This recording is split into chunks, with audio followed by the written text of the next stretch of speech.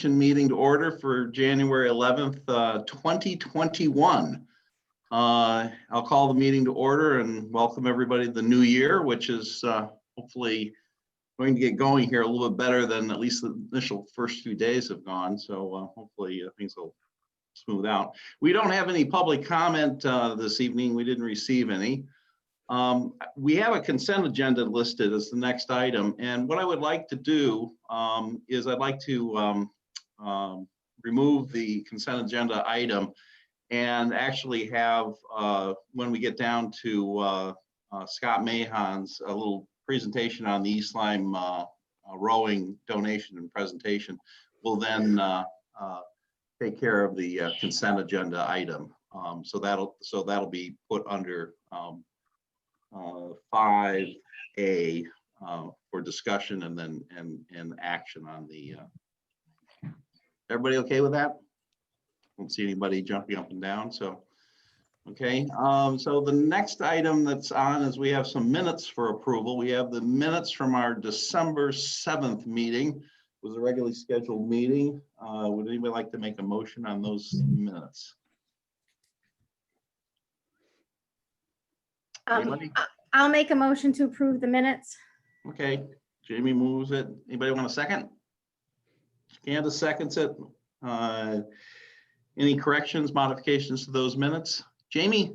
Correction, Jill is there and she's not there. So I don't really remember if she was there or not. She was not there. She wasn't present for that meeting. Just she was listed in both spaces, so. Yeah, okay, yeah, so I guess Jackie, we should make that correction. Okay, anybody else, anything else? Okay, all those in favor of the motion signify by saying aye. Aye. Aye. Anybody opposed? Does anybody want to abstain? And Jill, do you want to abstain? Okay, good. The next set of minutes that we have are from a special meeting that we had on December 14th for contract. It was to move into executive sessions for contract negotiations. Would anybody like to make a motion on those minutes? I'll make a motion to approve those minutes. Okay, thanks, Jamie. And is there a second? I'll second Tim. Candace raises her hand for the second. And any corrections, adjustments to those minutes? There's really nothing there. Okay, all those in favor of the motion signify by saying aye. Aye. Would anybody like to oppose? Would anybody like to abstain? And I think there were Lee, Jamie, and Eric abstain. Okay. And the last one is the committee of the whole meeting that we had on December 14th. And would anybody like to make a motion on those minutes? That was a budget workshop. I'll make a motion to approve those. Okay, and a second? I'll second. I think Candace raises her hand. Any corrections or adjustments to those minutes? Seeing none, all those in favor of the motion signify by saying aye. Aye. Anybody opposed? And I think anybody want to abstain? I think everybody was present for that workshop. So, good, okay. So those minutes are adopted and passed. That brings us into special reports. I see we do have Mr. Nickerson, our first selectman, is here with us today. Hi, Mark, and Happy New Year. Hi, Dr. Tim. Happy New Year to you. I'll make it brief and leave room for questions if there are any from the board. On the town side, we've engaged in our budget preparation activity.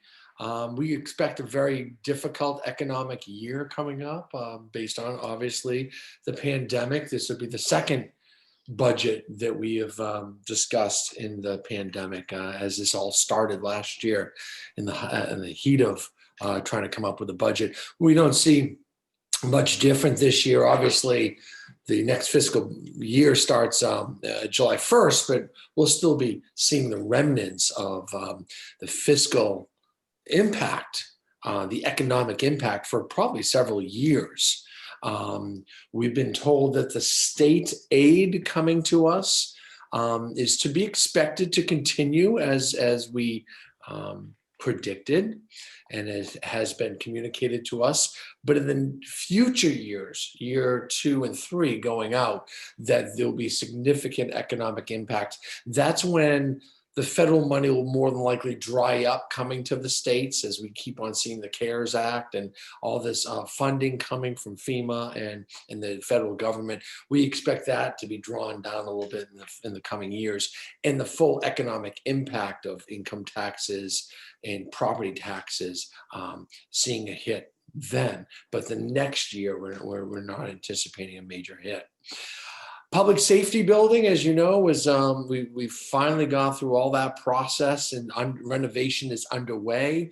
It's a 12-month job, although our contractor thinks he can do it in half the time. But they were bid out to work until, I think, November of next year. We expect to actually see a completion of the building in the renovation project sometime at the beginning of the fiscal year. So around July 1st, they're moving very, very quickly through the building. So that's good news. We hope to see our police and other units going into that building soon. Really soon, this year coming up. The Town Hall Employee Union, the biggest union we have on our side, it encompasses all the Town Hall employees and the public safety, the public works crews. I'm in discussion with them to roll over their contract for 1 year. A lot of municipalities are doing that they're just extending their contract for a year, as this is not again, the economic conditions of the state and where we're at might not be advantageous for either side to talk about a 3 or 4 year contract when really there's too many unknowns out there. So we're talking to them about pushing it out for just a 1 year extension. And then you may have heard that because the governor,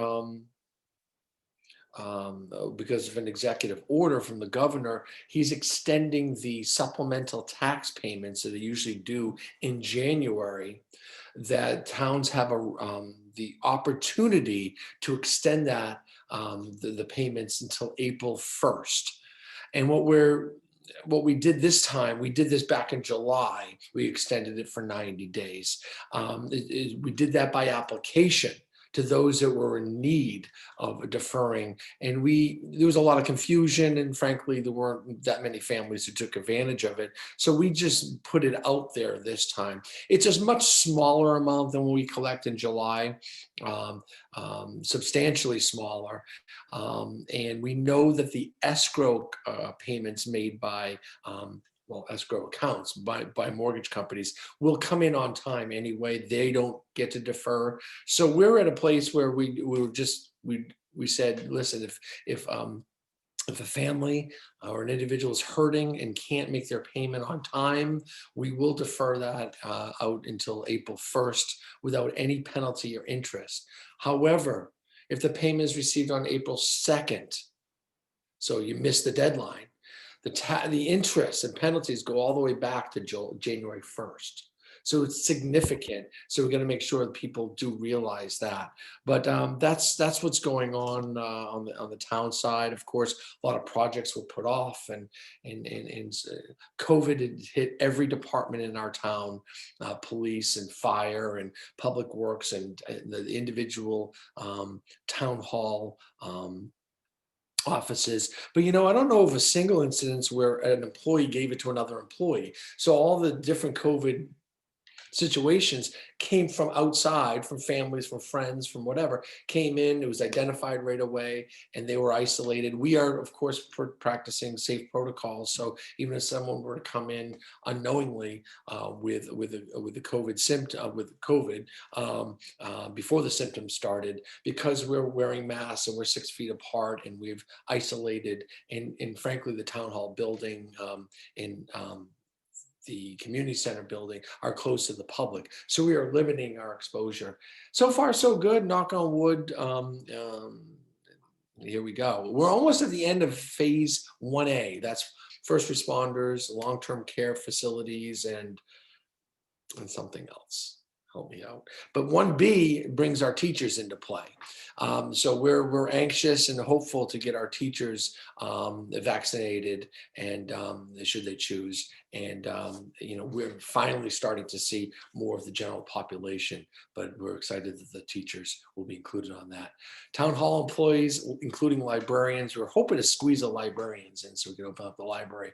That's not the case. So we'll still be on the waiting list, but good to know that the teachers are going to be able to get vaccinated soon. Lastly, I just want to say it publicly, Mr. Newton, Dr. Hagan, you've done an unbelievable job, and the whole Board of Ed done an unbelievable job of, steering the ship through the storm. I hear from other towns, I hear from parents. You've done a great job, and I know the communication has been daunting. The coming and going of people having it and all that. You've done a marvelous job of making the best of what you can and what we have. So press on, carry on, and continue the good work. Thanks, Mark. Anybody have any questions for our first selectman? Anybody? Oh, come on. Oh. Right, I'll give you one. Mark Nickerson. Oh, Are you doing anything with the second floor of the public safety building? There is going to be a piece on the second floor. The fire marshal's office is going to end up upstairs through a change order, and needing the space downstairs. Nothing else. So there'll be about 10,000 square feet of empty space up there that we intend to eventually move into. We thought we'd get the building done of what we are doing. And then whether it's the engineering department, the water department, the building department, other departments end up upstairs, so that we make room in other areas of our town. There's a big push to create some space in the community center. You might all know that the library has been out of space almost since the building was built. And to be able to expand the library into that, I'll call it the West Wing, the left wing. Don't know if I want to say that either, but where the Parks and Rec is, and to be able to maybe put the children's library there or something else, so we can open up that library a little bit. It serves a great deal of our population, and our senior center is out of room when it reopens, and it might be a while before that happens. Okay. Does that help you? Yep, absolutely. Yeah. Thank you. Anything else? Anything else? Any other questions for Mark? Mark, thank you very much for joining us, and happy 2021.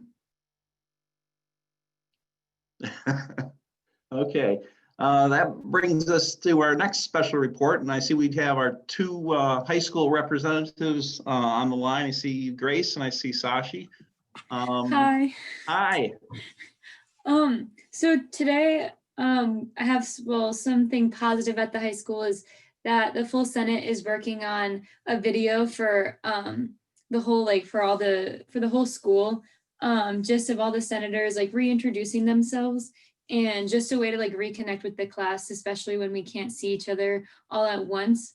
And all together. And then we're also going to be starting a suggestion email kind of thing, where the kids can email either the full Senate officers or the officers of their class, just if they have any suggestions, just in a way to keep everyone more connected during these times when we all can't be connected in person. But in addition to that, the teachers have shown a lot of relief that we haven't had midterms, or that we're not going to have midterms, and that we have this extra time to teach more material. And the AP classes, the AP tests have also gotten pushed back 2 weeks, which is another big relief for AP classes now with that extra time. And we can learn more material or review more before the exam, which is really exciting. And the college application process for a lot of the seniors this year has gone really well, especially with the change in the college and career faculty. It still has gone pretty smoothly, and a lot of kids are towards the end or finished doing their applications. Excellent. Update on the sports situation. So January 19th is still the goal time for the start date of winter sports. But today, actually, the DPH approved a season. Unfortunately, not for cheerleading and some other high-risk sports. But the CISD has their meeting on Monday to have the final go-ahead for winter sports. The Holiday Spirit Week went really smoothly, but I know a lot of the kids really want some type of Spirit Week this year, even if it means like the pep rally outside in the spring or something. But I know a lot of kids are looking forward to that, and the clubs are still running really smoothly on Wednesday, so everything's going pretty well. Yeah, good. Excellent. Wow. That's really good. Grace, I certainly enjoyed your picture in the day, holding your swim goggles up. Congratulations on that. It was quite an achievement. And of course, the footnote that you got into Harvard was also really quite remarkable. So congratulations on both fronts. Thank you. Any questions for our student representatives? Can I throw one in? Sure. Yeah. I just want to commit to our two student representatives. Are you both seniors? I'm a senior, We have one but Sachi's Okay. a junior. So to the senior, congratulations on all that. Thank you. press you got. You got good press. I get bad press. I want to commit the town will put on a parade again for you folks if that's your desire. Yes. You know, again, I think you've been ripped off as seniors, like the last class, and I promised Jack last year we'll do something special, and it got down to it, and we thought we could have graduate, and then we couldn't. Even if we can have graduation, if we want to start this new tradition of the parade, maybe it'll be a different route, maybe it'll be more convenient. I don't know, but the town will be committed, the police will be committed, my office will be committed, and we'll get this done. And I didn't know what was going to happen last year. I was kind of praying for rain because I didn't think anyone was going to show up anyway. And it ended up being one of the best things that's ever happened. So we'll make it even better this year. So bring that back to your class, and we'll get organized as we get around March, April. We'll start pushing it hard. Definitely. That sounds like a great idea too. I'll definitely share that with everybody. Thank you. You're very welcome. Congratulations again. Thank you. Anyone else Tim, have any questions, comments? I Candace? don't have a question. I just want to tell the girls and bring it back. I mean, just commend everybody. The kids are just moving and navigating so positively, and we're getting through it, you know, and we're just really trying to do the best we can. You guys are just being such strong leaders, and just commending on the groups that you are putting on and the things that, you know what, well, we can't do this. Well, let's shift a little bit and do this. Those are sharpening coping skills that, believe me, will come in very handy as you get older. And you guys are just doing great. And yes, I'm in total support of that parade. We had a great time.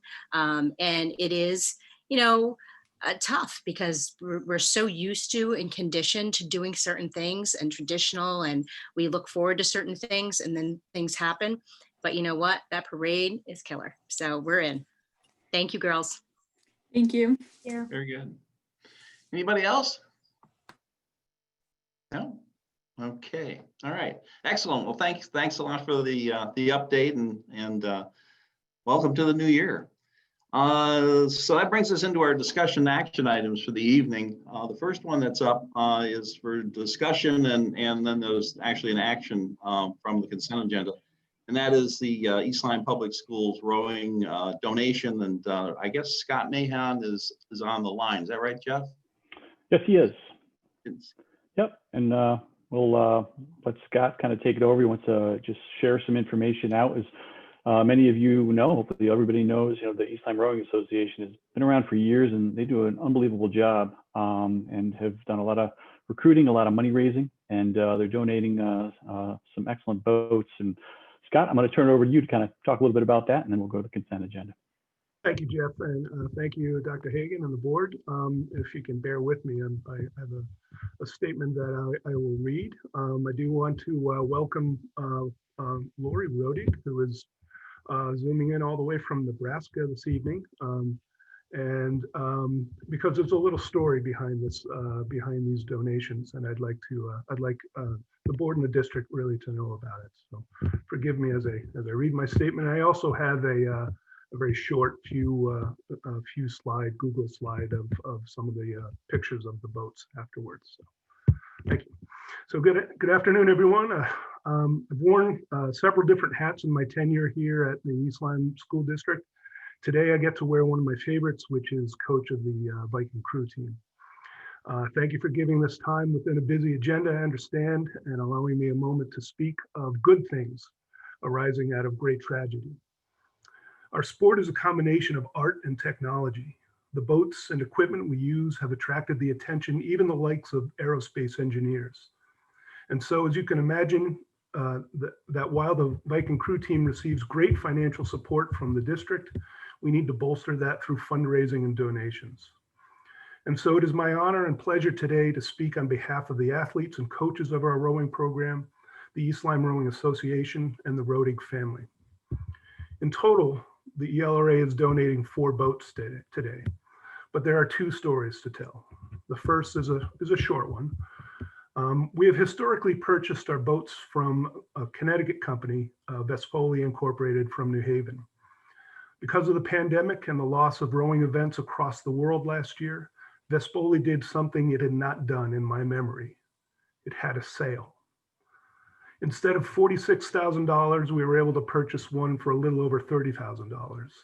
So thanks to the Rowing Association officers, former President Dave Bond, Treasurer Dave Tadaro, officers Becky Miller, Carolina Urbanowicz, and Beth Jankowski, and our present officers, President George Sherwood, Treasurer Elena King, and officers Andrea McGrath, Amanda Capon, Bob Winfrey, and Scott Long.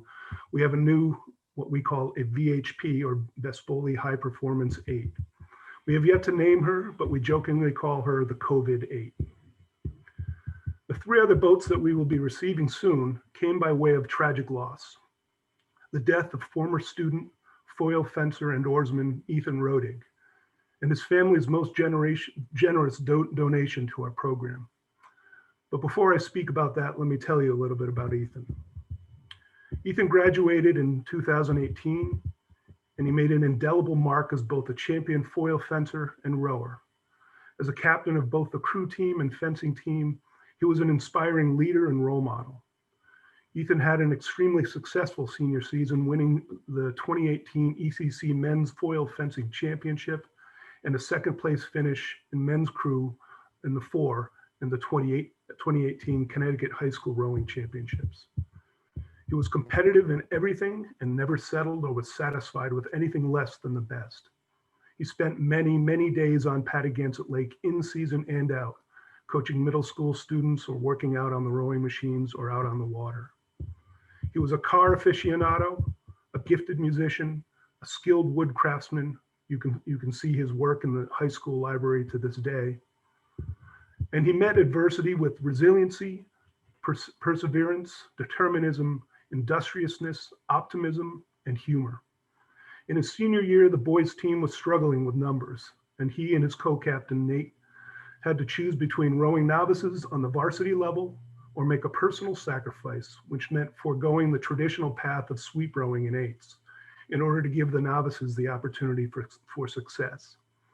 It meant that Ethan and Nate and the other seniors would have to radically change the look of their own and final season. It meant that there would be no varsity 8, either at state or New England championships, the showcase regattas for the spring. And so he and his brothers climbed into a 4, and they trained harder than I have ever witnessed. They raced at venues they had never attended before against crews that rowed 4s as often as we row 8s. And yet they succeeded. The result again was a 2nd place showing in the boys varsity 4 and gave the novices a 1st place showing at the Connecticut Public School Championships in 2018. It was Ethan's leadership that got them there. He understood that the younger rowers needed to learn and grow together, and it was up to him to make his own mark. Ethan demonstrated what was possible if you exercised perseverance, if you were resilient, if you worked hard, if you maintained positivity, if you took time to smile, to laugh. He trained hard 12 months of the year and always capitalized on any opportunity to be in any boat with any variety of talent. Rarely did a practice session go by where he didn't improve and make sure that his teammates did as well. He was humble about his achievements and was destined for greatness. His quiet optimism and ruthless work ethic is the legacy that he has left us. And so, in an effort to ease the pain of our rowing family, friends, and community, to honor Ethan's life, and to leave a lasting legacy to the present and future Viking crew athletes, Lori Rodig, Ethan's mother, who is here with us tonight, asked Coach Mike Shagru and I what the best way would be to create a lasting memorial for the program. Because of our school size, we row in larger boats, but small boat rowing has tremendous benefits to increasing the technical skill of rowers. Our problem is that we have to devote most of our finances to the larger eights than a fleet of smaller boats. But because of the incredibly generous donation of $30,000 by the Rodig family, we are now able to coach athletes in pairs, doubles, and fours, which will help create much better rowers at every level. And we will be able to do that for a very long time to come. And so again, on behalf of the Viking rowing community, I thank you, Lori, and all of the Rodig family for your tremendous support. Our gratitude is beyond words. And to our board members, I also thank you and ask that you accept the donation of these boats in honor and memory of Ethan. Thank you.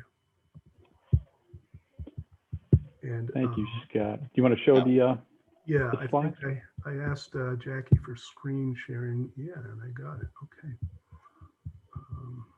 Scott, maybe while you're bringing that up, this is Lori Rodig. I just wanted to say thank you for your kind words and thank you for allowing me to be present during this presentation.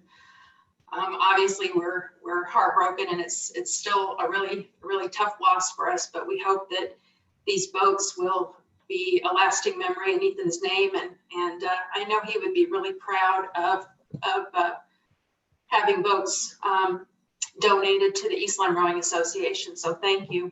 And I look forward to hearing lots of great things to come from Scott and Mike and the team. So thank you. Absolutely.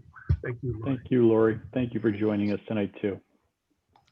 And this is just a few slides that just to show you. This is actually a picture of one of the crews. It's actually the COVID-8 rowing in, I think we were rowing in late November at that point. And it was pretty chilly that day. And here's Ethan himself. This is at the 2018 Connecticut Public Rowing Championships with their second place medals. And the end of season banquet that we always have at McCook's. Thank you, Mark Nickerson. We really enjoy being there. And these are what every captain gets at the end of each senior year. So this is our VHP COVID-8, which we were able to get some rowing in over the fall. And what I was hoping to do, if we were able to meet in person, I would have actually brought in one of the smaller boats. The four that we're getting from Vespoli is actually a little bit used, and it matches with the four that we have here, both of which come from Greenwich Academy. And then some people wonder what a pair and a double is. Well, this is a pair. So in the same boat, you can actually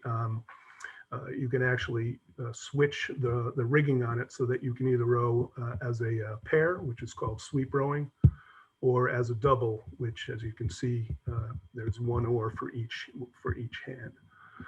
So again, it creates a really phenomenal ability to train at a much higher level.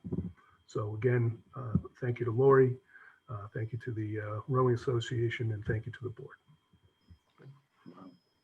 Very nice. Very, Thank you, very Scott. nice. So I guess we had the consent agenda, but we pulled it off. So I would certainly would entertain a motion from a board member for the board to accept the four boats from the East Lyme Rowing Association in the total amount of $75,745. Would anybody like to make that motion? Like to make that motion. Bill makes the motion. I saw Kate's hand go up for the second. Is there any further discussion? Anybody would like to say anything on the motion? Okay. Kate, you want to say something? Well, I would just like to say thank you to Ms. Rodick, and we have, I can't see you on the screen, trying to find your face. But anyway, we have a lot in common. My son was born in Lincoln, Nebraska. Actually, two of my sons were born in Lincoln, Nebraska. I grew up in Omaha and we moved to East Lyme as well. I also lost a son a few years ago, so my greatest heartfelt sympathies to you, and what a generous gift this is. And you're building a community by giving back like this. So thank you so much for that. And we're very humbled by your generosity and your gift. So thank you. Very nice. You're welcome. Thank you for sharing that. Very nice. Anybody else? Okay, so all those in favor of the motion signify by saying aye. Aye. Anyone want to oppose it? Would anyone want to abstain? Okay, the motion passes unanimously, and Lori, just a wonderful thing. And Scott, just a very nice presentation. I'm still a little teary-eyed, so. Wonderful, Scott. Thank you all. Thank you, Lori. Okay. Thank you, Lori. Hey, Eric. Okay, so we'll move on to our next item, which is for discussion, and that's an update on the situation with the COVID-19 situation with the East Lyme Public Schools. And Jeff, Yeah, thanks, Tim. I just wanted to take a little time and give an update kind of where we were. I want to show you a chart in just a second with some data and some of our our current numbers across the district as it pertains to COVID cases. First, I just want to publicly say, with Nyack Center today, and Jeff and the whole team over at Mr. Provost and the whole team over at Nyack Center worked diligently to try and keep kids in, but we just too many staff quarantining today, so we had to put Nyack Center on remote learning. But they'll be back in session next Friday, the 22nd. So just again, a lot of effort on everybody's part to keep the schools open as much as possible and keep everybody safe. So all of our other schools are doing okay, other than cases, and we are seeing quite a few cases. As we know, let me share my screen here and I'll show you the data.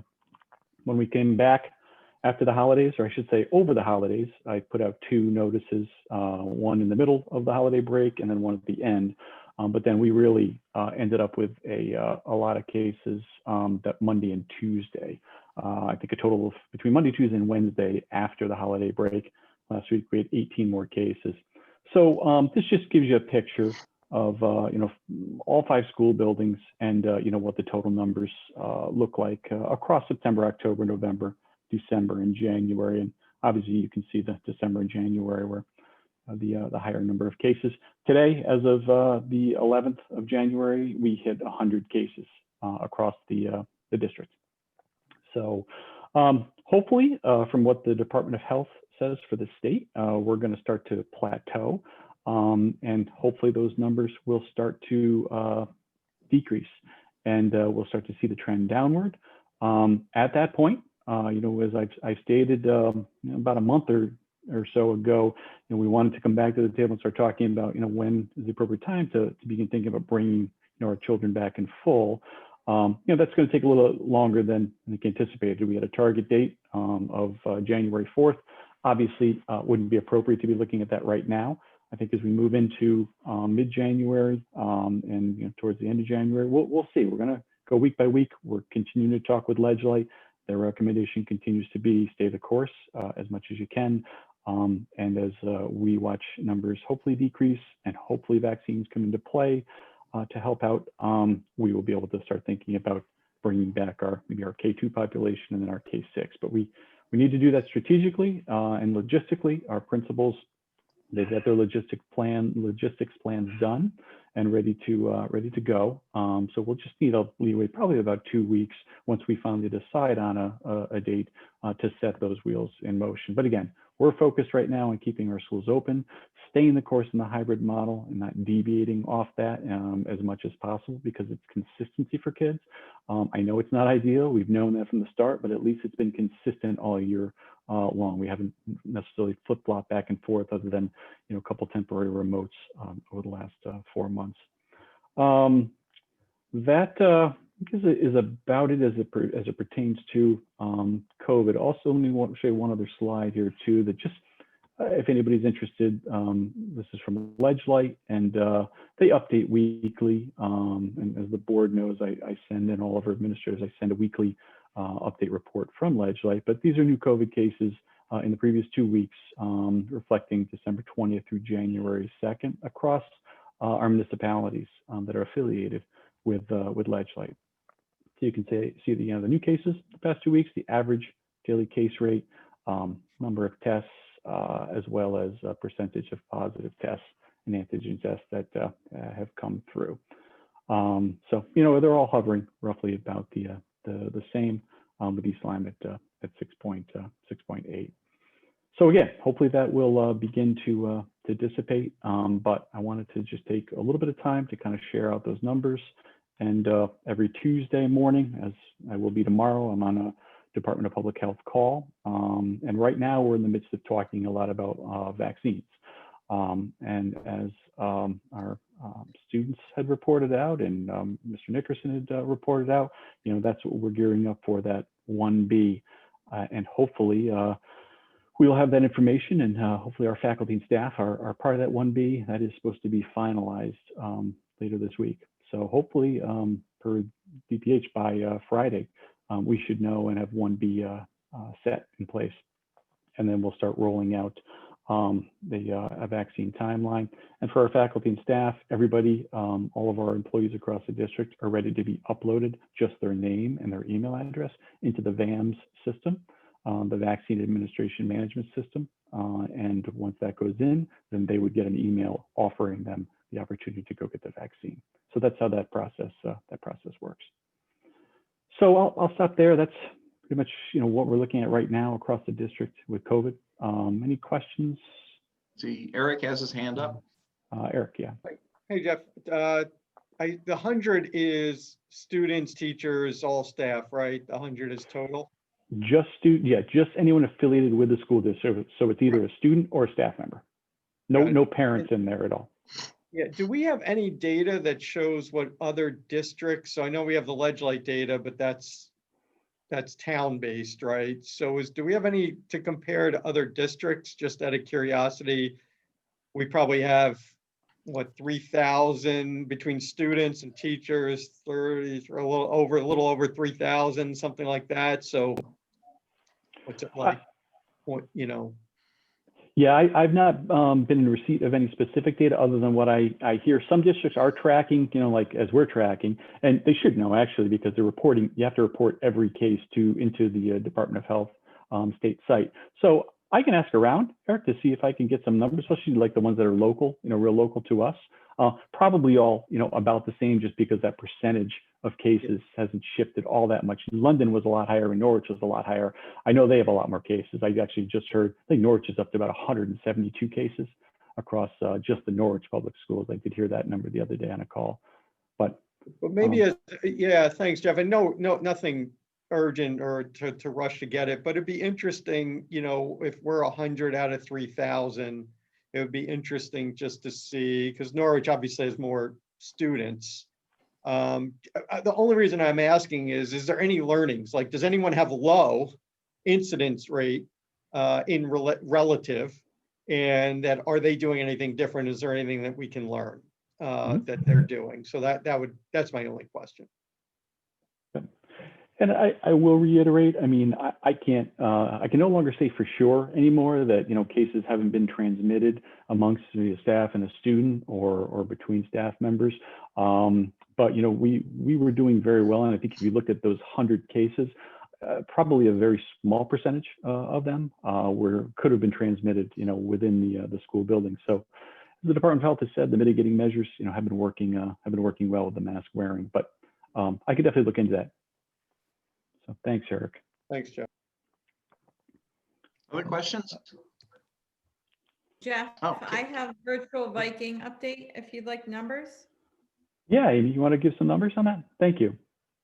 You're welcome, just so that, because the last time we had a meeting, I gave you a December 4th number of the students in virtual Viking. So as of December 4th, we had 369 total students in virtual Viking. And as of today, we have 431. So we have an increase of 62 students over the course. And then we are seeing our highest number, obviously, at the high school. Right now we have 182 virtual Vikings at the high school. And 129 at the middle school, and then 120 at the elementary. So that's just a virtual Viking update for you. Good. Excellent. And we have there are some families too that, Amy, I don't know if you've got the exact numbers, but a lot of families have returned or asked to have their students come back for, 4 days a week to be a Viking 4. Yeah, so as of today, I actually did my 37th in the last 3 weeks, change to Viking 4 and or brought them back to Viking 4, if you will. And the other thing I want to mention, which I thought this was interesting because we just ran it just to, we're changing all these cohorts and we were just curious. And as of yesterday, we have made 732 cohort changes since Labor Day. So that is basically meaning that whether they were cohort A and moving to virtual Viking or cohort A and moving to Viking 4 or some movement from a cohort to another cohort, we have done 732 of them. So we have a lot of moving parts. Yeah, we really do. And, I just want to give you a shout out and everyone, the teachers, the admin, the kids, listen, it's like a moving target. We're constantly fluid, and it's commendable that that opportunity is there to bend and to shift, to really help each specific student and their families and their needs, because everybody is having a different experience with COVID. So that's just been huge, and I applaud you all. Thank you. And let me just add one other thing. I'll just share this with you as well. Some of you might be aware of this, and I'm going to actually put it in the chat too. The portal. There we go. This is the COVID data tracking portal. So at any point, and it's updated weekly, you can go to this portal and you can scroll down and you can look at our state. And obviously the state doesn't look that good right now, clearly. And you can hover over any town and it'll give you, the total number of cases. So Eric, this might be something if you want to take a look at too, just as it pertains to any other towns around, just how many cases, they might be having, not specific to the school necessarily, but just another avenue for some data. So you can hover over any town in, in Connecticut, and it'll give you the numbers for the past week. So this is a good site to take a look at as well. And I just put the, let me just share it here, the portal or the link in the, there it is, in the chat. So if anybody wants to access that, you can access that portal. Very good. Very good. Kate, I saw you had your hand up. Did you have something? Well, I'm just wondering, and it's a question for Jeff, what is our total number for faculty and staff, and what do you think the response is going to be for vaccinations? Yeah, it's a good question, Kate. And I had another call this afternoon that I was on with our attorney, our firm, Shipman and Goodwin. The people going back and forth, should we be, mandating vaccinations, not mandating vaccinations. I guess I'd look to, the governor's hope is for 75%, and that's the number I heard today for the state, 75% of the state to get vaccinated. I would love to be obviously at that or higher, especially for faculty and staff who are, engaged with kids. So, boy, I obviously would love to see 100%, but everybody has different views, on the vaccinations. So I hope we get upwards of 80 to 90%. That's my goal. Time will tell. Right. Thank you. Yeah, time will tell. Good. Okay. Any other questions for Jeff? Okay. Should we move on to the next item, which is just an update on the impact on our expenses and cost projections and grant funding with respect to the COVID situation? Yeah, so no earth-shattering changes, with this. We kind of bring this forward at the end of, each month. So what we'll do is at the January 25th meeting, we'll bring the sheet forward again and show all the numbers. Not much has changed since the last time we went over this. I do want to reiterate just for everybody that nothing on this or nothing in next year's budget as it pertains to staffing or PPE or equipment, none of that is in our operating budget. There might have been some questions or confusion out there. Well, what we've done for the COVID costs and expenses has been purely separate when you look at and think about next year. So it continues, the total number is sitting about a total projected cost of about 1.2 or 1.3 million. It continues to go down, which is good. Last time Mariana had reviewed, Mariana, correct me if I'm wrong, we were down about 27,000. And we have a $100,000 contingency in there as well, just in case. So hopefully we won't have to use that. On top of that, we had talked recently with some of the Board of Finance and FFO about going to request, start with the Board of Selectmen and then the Board of Finance. Maybe in February, we talked about February potentially being the month to go request the leftover money from last year that we returned back to the town to be applied towards that 1.2 million.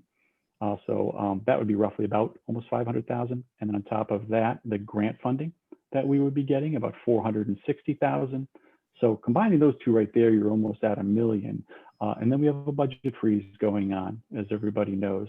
So we're hoping with the budget freeze, we'll be able to cover the remaining costs, and we would not have to go back to the town for a second appropriation. But that request would be an appropriation or a special appropriation request for the money that we turned back last year to the town. So hopefully that will be it. And we're going to have more discussions at FFO. But I just wanted to make sure to reiterate, those COVID costs for staffing, especially in our virtual Viking program, those are not in our operating budget next year. Those virtual Viking teachers that we had to hire, that makes up a big chunk of that 1.2 to 1.3 million dollar cost. So at the 25th, I thought we'd bring the full document forward. I want to show it to FFO first and go through it there. So FFO is in the loop. And then after that, Board of Ed, we would share it with the Board of Finance again. So that's about it. Again, long story, not much changing in that world right now. So. Any other questions? Barry? Just a quick question, Jeff. I'm still trying to locate the cost for the Zoom licenses. Are the Zoom licenses in the COVID budget or are they on our town budget? That's in our operating budget, Barry, because we had Zoom license prior to COVID. We just increased the number of licenses. So that could be a potential cost, looking at next year. I know we're I'll still hold off on that then until we talk about the regular budget. Okay. Yeah. Okay. Sounds good. Good. All right. Anybody else? No? Okay. Well, let's move on then to our next item, which is our continued discussion on the East Lyme Public Schools budget for 2021, 2022. Jeff, I know you put some things together. Yeah, what I wanted to start with was just to share for the discussion this evening. Typically, let me say this, typically tonight would have been a slide presentation, of the recommended superintendent's budget to the Board of Education. We had talked at FFO, talked a little bit more further with the board. We decided to make this another kind of working session, which I think is a good idea. So that's what we want to engage in and we want to do this evening. What I want to do is to kind of outline that discussion. There's 3 core areas that we'd like to talk about with everybody this evening. Number one, and I'm hoping this is where, we've got 3 Board of Finance members that are on the call, and we appreciate Ann, Rich, and Camille being with us. And please, we ask that you kind of dialogue with us on this first question and discussion of, how, and this came up at our FFO, our Finance Facilities and Operation Committee meeting last week. How can we as a Board of Ed and administration, better understand the impact, of the town growth, the grand list, real estate sales, taxes, the market, and how does it help us? Because we've watched, the real estate sales just kind of skyrocket in this town. A lot of people are moving in. Taxes seem to be pretty good on the collection side of things. The grand list, I think, should be growing. Market's doing well. So, and as Mr. Nickerson had said, for next year, the municipality should be getting, those revenues from the state. So all that kind of together, we wanted to have a little bit of open discussion, about that and get some feelings about that. And, just an example, today we were talking earlier, Gateway Commons. We had to add six new streets up in that area to the bus loops. We've a lot of some families that have moved into that area. So we're seeing some growth in a lot of houses. You put them on the market and they're flying off the list and into other people's hands. So it's definitely a seller's market right now. So that's the first one. The second one after that, we want to talk about the pandemic, and as it's identified, a high needs cohort of students who are going to have some significant impacts, that we're going to need to address now. We're already working to address them, but in the coming years, and especially starting for next year, we don't know, what that's going to look like, but it's going to be different, and we're going to have definitely some work to do as it pertains to kids not being in school now for almost a full year in their traditional model. So we also don't know what the change in learning models, has done, being in the hybrid model for all of this time, what that's done to children, along with the transient changes. We were talking earlier today, we've got kids that are going back and forth. Parents are pulling them out because it might be high numbers and they're remote learning. Then they come back in and they're back in the hybrid model for a period of time. So that transient movement has obviously caused some issues as well. And then that school family partnership component has been tested. Parents trying to work at home and support their children at home as well with their schooling.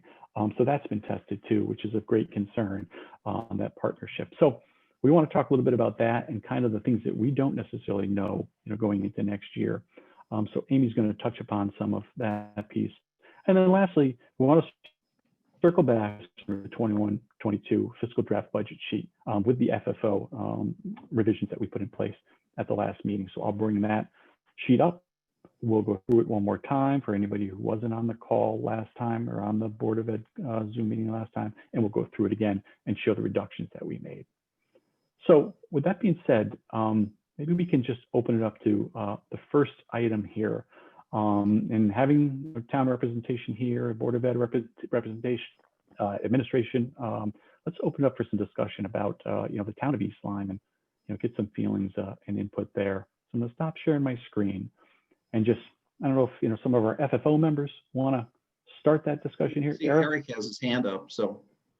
Yeah, thanks, Jeff. I thought from an FFO perspective, this kind of came up in the discussion, and it would really helpful for Board of Finance members if you can give some insights, because I think one of the things we struggle with is, visually we see what's happening in our town, which is very positive, and I think it's good. We see some growth in development. We see obviously Costco. I don't know, it's crowded every time I go, so I assume that they're doing pretty well.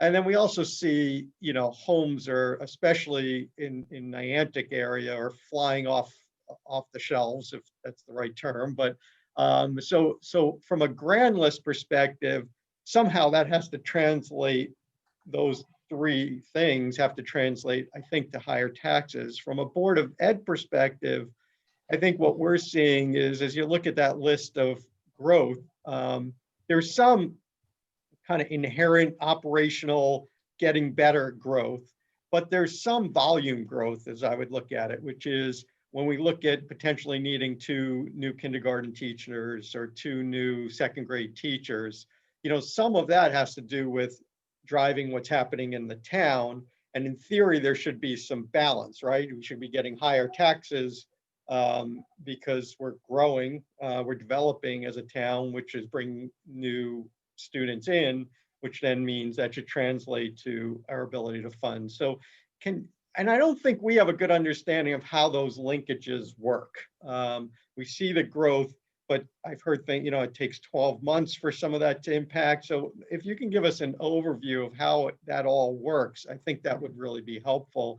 And then I'll also make my my PSA just to say is, I think as you see with the pandemic, we had, the East Lyme real estate market, from my own observations, not looking at statistics, I think our real estate market went up probably more than towns in our area. And I think that what's happening is people moving from either out of state or other highly densely populated places, and they're moving to places like East Lyme. I think they ask people and say, where should it go? And they ask, where are the best schools? And they say East Lyme, and they say, that's where we're going to move. And I think that helps. That's part of the foundation for why it's so important to fund our school budgets, is it does help everyone in terms of property values. And I think we see some of that, and we've seen some of that over the past, 9 months. So, but getting back to the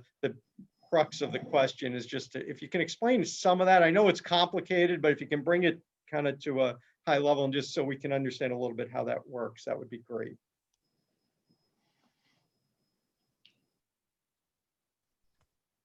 Oh, let's see. I see Mark's got his hand up.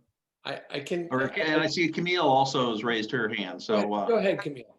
I just unmuted myself. That's a lot of information in your request, and I'll just try to summarize a few important points that I look at and consider, from the total picture. When we talk about growth in the town, I think that growth coming from the commercial arena is very different than growth coming from the residential arena. So when we talk about commercial, basically the amount of revenues that we get are going to be used to offset a lot of general government expenses, more policing, more fire, more public works expenses. And when you talk about residential development, you're talking about all those plus usually the education expenses that go along with that. So if we see a lot of growth in the residential area, there's plenty of studies out there that show that the property taxes that are collected on those homes really are quite less than the cost per student coming into the town. So if your cost per student currently is $18,000 and the person moving into the home is paying $10,000, well, right there we have a deficit of $8,000. And if they have multiple children, well, you can see how that just extrapolates into a lot of money that needs to be covered. Now, we're not saying that that's bad, that's great. We're all very proud that people want to move here for our education system. But we do have to be mindful of being able to afford to fund the other general government areas as well. In terms of the increased activity in real estate sales, that generates more revenues in terms of conveyance taxes. It's a small percentage of the overall budget though. The money that comes in from certain commercial development may be offset by taking certain properties off the tax rolls and losing tax revenues from real estate and personal property taxes. So it's really constantly a balancing act. And what we need to really be mindful of is whatever money we cannot get from state, municipal grants from Hartford or, other types of revenues, we have to raise it through property taxes. So if you look at money coming from Hartford, that represents probably about 10% of our total budget. If you look at money, revenues that are generated through real estate and property taxes, you're probably looking at about 80% of our total revenue budget. I don't know if those numbers are helpful. I agree with Mr. Nickerson that I feel slightly comfortable that maybe we will have level funding this year to our municipality, and that's basically my understanding, a result of additional federal funds that are going to be funneled through our state. But after that, we're looking at, I read something today that indicated the Office of Policy and Management expects a reduction in state revenues by over 12% and an increase of more than 7% in expenses. So right there at the state level, that they are going to be dipping into that rainy day fund that they have to try to close the whole of this budget. And we don't know what that is. Maybe Mark knows something, but I don't think that Governor Lamont is coming out with the state budget until next month. So we really don't know how that's going to affect us yet. And then even when he does come out with the budget in February, past experience, has shown that could be months before the budget actually gets finalized. So that's kind of in a nutshell of how we look at revenues. I don't know if that helps or hurts the understanding of how it all comes together. No, it's very, very, yeah, no, I thought it was quite clear, Camille. Thank you very much. Mark, did you want to add something? Camille did a great job of kind of explaining that. Remember that if a house appreciates a couple $100,000, and we all hope that happens to all our homes, right? It doesn't necessarily correlate to extra taxes. Eventually it may, as the value, the appraised value of our town increases with the revals that happen every 10 years, every 5 years technically, but that's a longer process. So while we see a desire, and frankly, the last time I looked on the real estate spreadsheets, there's not a lot of inventory out there. So, and that's good news too. I mean, maybe a lot of volume is good and maybe no volume is good because people want to stay here. But for every time someone is moving into the house, and yes, we're a hot market, it doesn't mean someone's moving out. Yes, we do add housing units in too, but let's talk about the people moving out. Some of them may be transferred and some of them may have died, but some of them have made the choice that East Lyme is too expensive.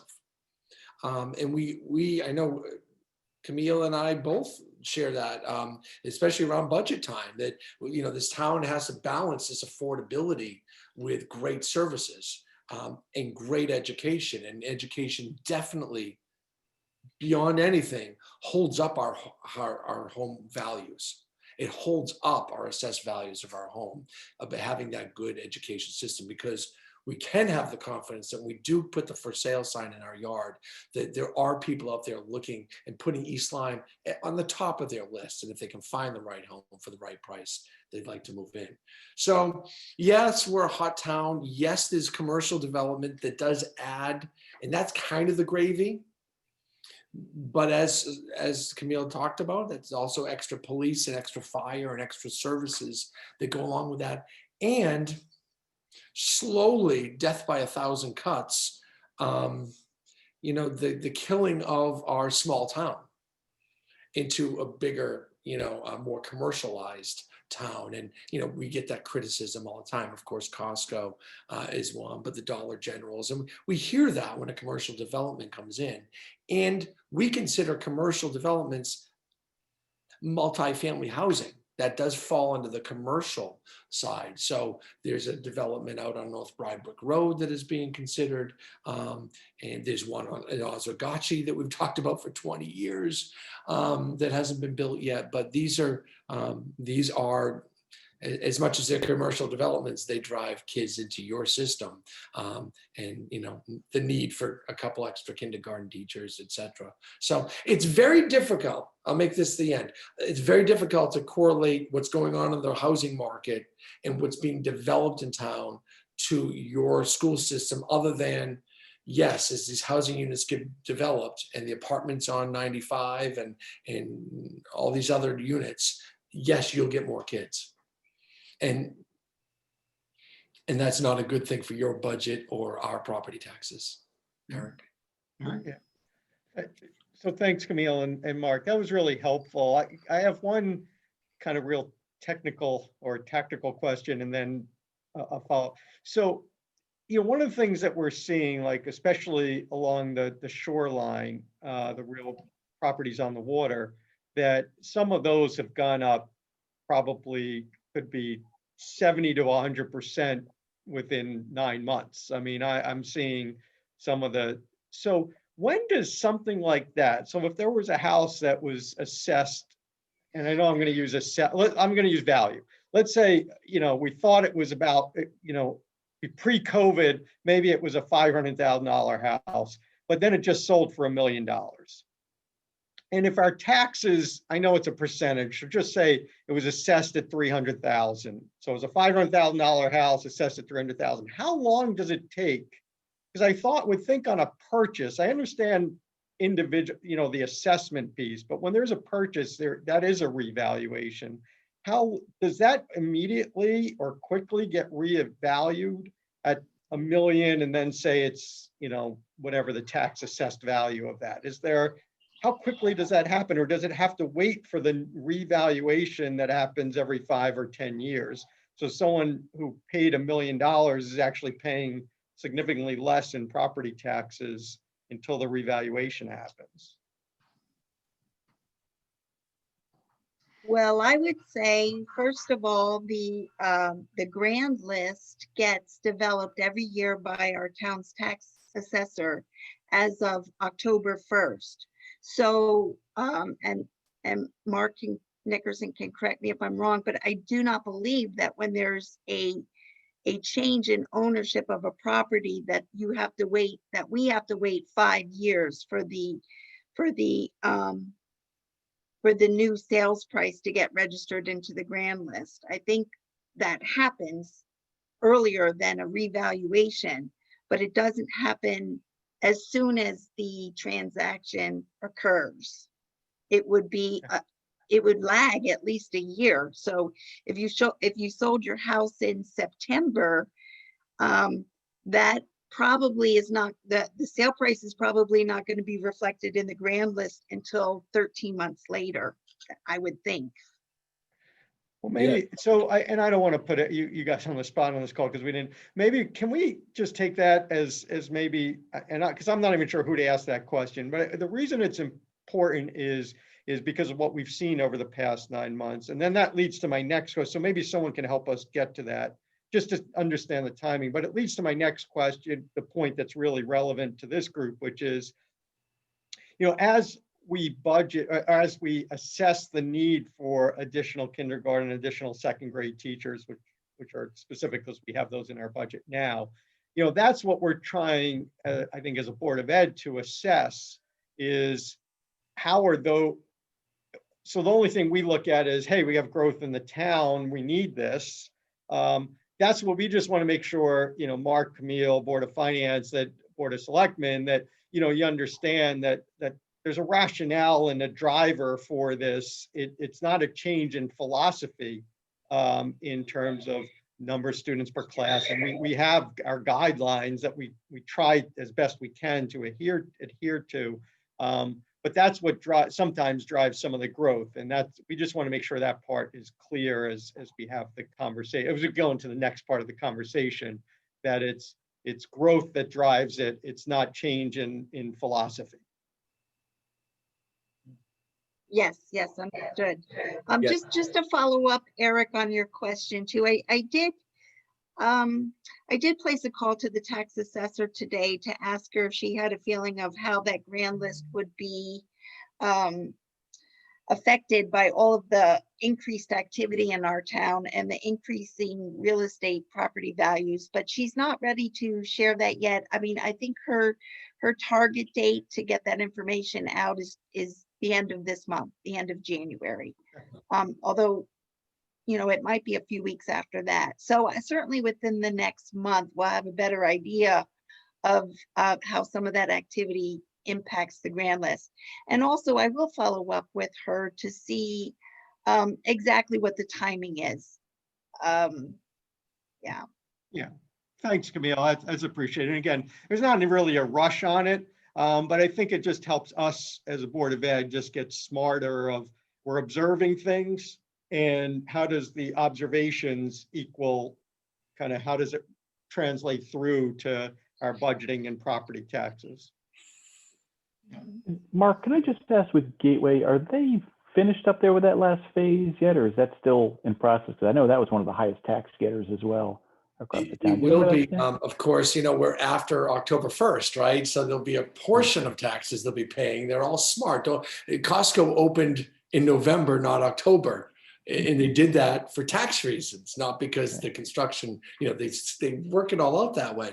In this case, they've been working crazy. They've been opening one building at a time. I believe the last phase is coming up. So while they're not complete with construction, and I'll have to check this, they're near complete if they're not complete. And there'll be a lot of site work to do, but I believe the last tenants will be moving in soon. Okay. I just was curious. I didn't know where that stood because every time I get gas at Costco, I'm seeing construction going out there. So I wasn't sure when they were finishing. It's a lot in the back. Yeah, you almost can't even see it. But yeah, it's they're near done. Okay, thanks. And they are the 2 and 3 bedroom townhouse units that are more that attract families. And that was my concern when they were proposing this. And I don't know what we have gotten so far, but it's a conversation you and I should have at some point about what we, you know, the first phase, the apartment buildings we all saw built 3-4 years ago were 1 and 2 bedrooms, very few 3, and we didn't get a lot of kids out of there. We got a bus full, you know, 20 kids, I heard, 30 maybe, but these townhouses might attract a lot more. Okay, thanks. Barry, you have a question? Got it. Okay.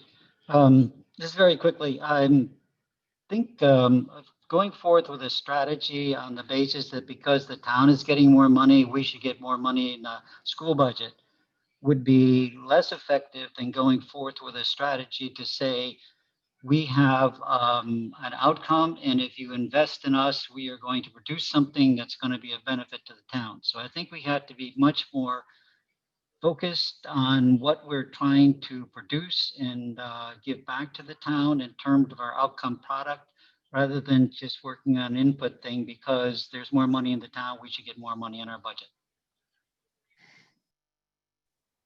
Yeah, Eric? If I could, so Barry, I'm completely in agreement, but for me, I look at there's 2 pieces.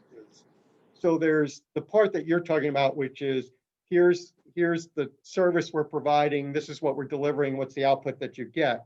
But there's another input, which is volume. And if we all of a sudden have 100 new kindergarten students, our processes may not change, but our volume grew. So there is a need for teachers, right? You wouldn't say, well, what's the the outcome is really based on our system that we have in place. And we're hoping those 100 students end up in the same system and processes and outputs that we would go. But if volume increases with no other change, it does change our demand from a budget perspective, that we have to do something with that volume. Right. I understand the issue of volume, Eric. My point is that if we have an increase of volume and we maintain a process that's more of the same, we are not improving the outcome of our product. So we can increase our volume, but we also have to change the nature of our processes so that the ultimate product that we produce is much better as we accommodate more volume. Yep, totally. Yep, totally agree. Ann, did I see you raise your hand? Yes. Yeah, I just wanted to make 2 quick comments. There are a lot of places, I think, down in Niantic that they're not selling, but people who are summer residents are now making their winter residents. So they're still paying the same amount of taxes, but now they have the kids who are going to be entering, the East Lyme school system. And then the second comment I was going to make is that because East Lyme is known for its special needs, you have a lot of kids who are moving in who have special needs. So the cost for each child is more than the 18,000. I don't know what the number is, but that's just something to take into account also. Yep, very good points. Very good. Yep, good. Well, I actually think the conversation, I think it's been very good and has helped with some of the understanding. Totally agree with where Eric is going. I also agree with what Barry had to say too, which is really important. Anybody else on this topic? I mean, on this particular item under this topic, any other comments before we move on? Nope. Okay, Jeff, do you want to set up the next part? Yeah, so if we look at number 2, we just want to kind of talk about, what is it that we don't know, going into next year? I think we all are assuming, and I think it's inevitable, we're going to have a high needs cohort, of students who are going to really need some support next year due to the gaps, the achievement gaps that are coming into play through the course of this year. So Amy's got a couple points that she's going to kind of share out on this that we're going to talk about now, and we can have some open dialogue on it, and then we'll go to the third one and look at the dollar figures for next year. So Amy, you want to kind of lead us off with number 2? Sure. So as several board members have mentioned via questions in regards to our accountability report from the State Department, many of you know that the State Department has a category of students, which is categorized as high needs students. These students are our English language learners, as well as our students on free and reduced lunch, as well as our students on individualized educational plans. We have always looked at those students and those cohorts of students, in particular in the areas of growth, and a target that the board would like to continue to support is that we continue to hone in on those growth metrics and really look at high versus high needs versus, if you will, low needs comparison. But one of the things I think that we've realized throughout this pandemic is that we're actually creating more high needs cohorts as part of the pandemic. We are starting to see students with families that have experienced trauma, loss of a parent, marital divide, loss of income in the household, not having the means needed. We're seeing it with our food program as well, and sort of looking at those cohorts, realizing these aren't necessarily our free and reduced and our students with disabilities and our English language learners. These are another group of students in which are just experiencing this as a result of a pandemic and the makeup within that household. The other thing that we know is we know our early childhood, and that is an area and a cohort at the start of the year that the State Department added as an area of focus that we really needed to hone in on our pre-K, K1, 2 students and make sure we keep an eye on those foundational skills that are needed and make sure that we pay close attention to those cohorts of students and what it is that we're offering them. In addition, we also, and Kim, I believe, mentioned this at our last Board of Ed meeting, is in regards to that mental health and really making sure we're delineating. But we have a cohort of students, and I'm actually seeing it with cohorting and the cohort changes. We are hearing a lot around anxiety and depression. We are having an increase of student behaviors that we are seeing on the rise during this time, just as they're trying to wrap their head around this reality and really think about their mental health and those mental health needs, and what do we do with that trend, and how do we sort of delineate what those needs are for those students. As Candace mentioned before, I can simply move them to a cohort that would better support their mental health needs at the time, but the impact, mental health comes first. The academics sort of come secondary in some cases because of the safety and or situation. And so where does that fall? The other piece I think for us is when Jeff had mentioned in the statement is in regards to the family parent partnership. And we use the word tested. Because, you know, we have a lot of parents that are in the home, and we have a lot of parents who, you know, I just want to go back to be a mom. I don't want to be your second grade teacher right now. I don't want to be your seventh grade teacher, right? And just the roles seem really gray between that family parent partnership and the impact of that. And then on the flip side, I also want to paint too, we've had a lot of wins in our relationship with parents as well, and made some gains there. So I by no means want to delineate that and been able to support. But I think that the role of the parent in supporting their child, you know, parents have had to make hard choices around when are academics a priority versus when is your personal health versus your mental health, and how do I gauge that? And they're just these are all components of things that we just don't know. So I was asked to sort of just bring up some of those, and I think the other piece is, you know, I was talking to the new superintendent in Groton the other day, and because she used to be the assistant superintendent there. And, you know, I have real concerns, and especially thinking about the cohort changes. I mean, we are pretty steady with our enrollment. I mean, we might have a flux of students moving out and or moving in and making some educational changes. But to have 732 changes over the course of a year in the child's learning environment, I just don't know the impact of it. And it's an unknown for us. You know, look at Niantic Center today. Today they were cohorting and they were in it and on-site learning, and tomorrow for the next 2 weeks they are remote. Will that be successful for some students? Yes. Will it not be successful? Yes. So what do we do? How do we make, you know, how do we meet that demand, and how do we figure out the impact of all of that? So Jeff sort of asked me just to bring up, those are sort of, you know, certain areas that we know we don't know. We wish we had an answer to. I wish I could sit here and tell you, and this is how we're going to solve that problem. This is what we're going to do. But we're too knee deep in it right now to be able to solve the problem, because we're in the problem. I mean, we're taking small steps, which is why in the statement it was, you know, certain areas we need to address now as well as in the coming year. So there are some reactive measures that need to be done.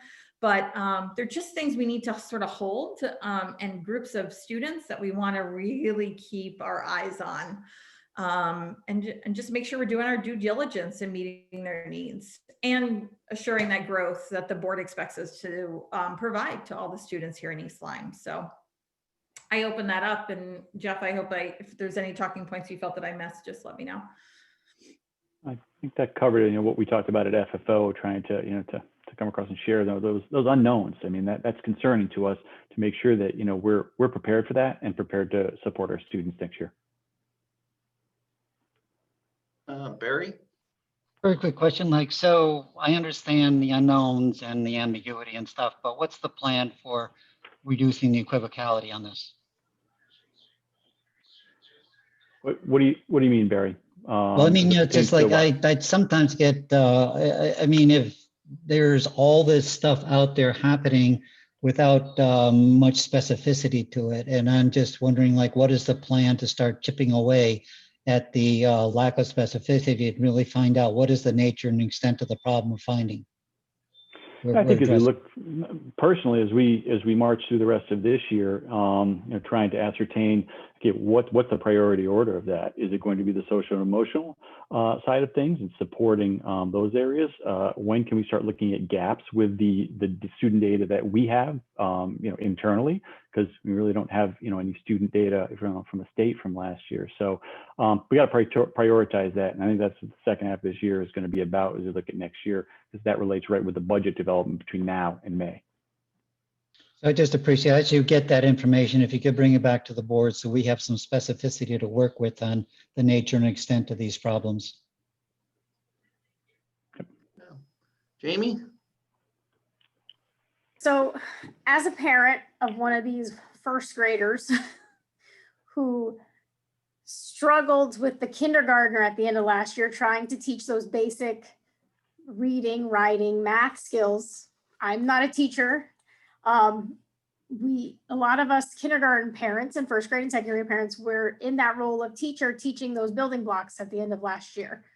And then this year with the cohorting, our kids are not getting the education that other kids have gotten, right? And I know that my child is struggling because I work outside the home.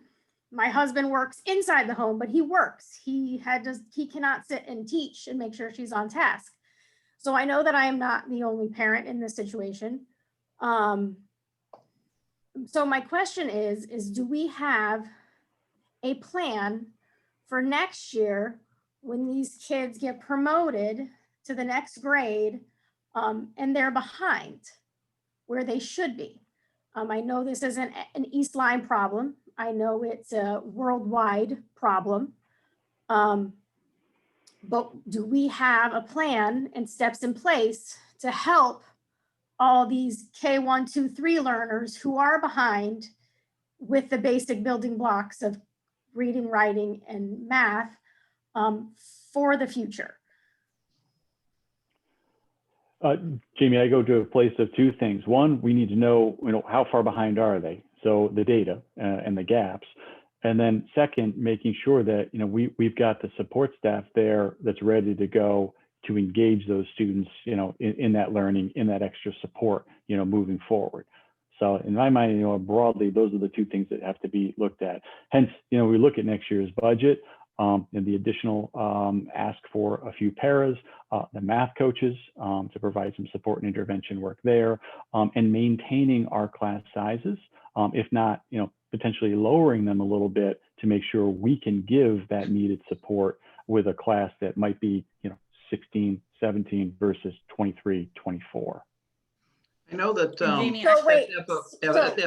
FFO meeting, Amy was sharing with us some of the thoughts about what to do, how to utilize the summer in going forward. Right. And I didn't know if she wanted to say something about that. And Candace, you're next up. Yeah, so one of the pieces we mentioned with all of these unknowns and unsure that as we look at data and information, where do we land in regards to summer opportunities for students, and how do we sort of begin the plan, I guess you can say, Jamie, for next year, but earlier, and you actually begin it in the summer rather than waiting until the fall as a continuation. And then I'm meeting right now with representatives at both elementary, middle, and high in order to identify those student cohorts that need those summer opportunities and then develop a plan. I've had one meeting, they're in the middle of meeting at their building levels.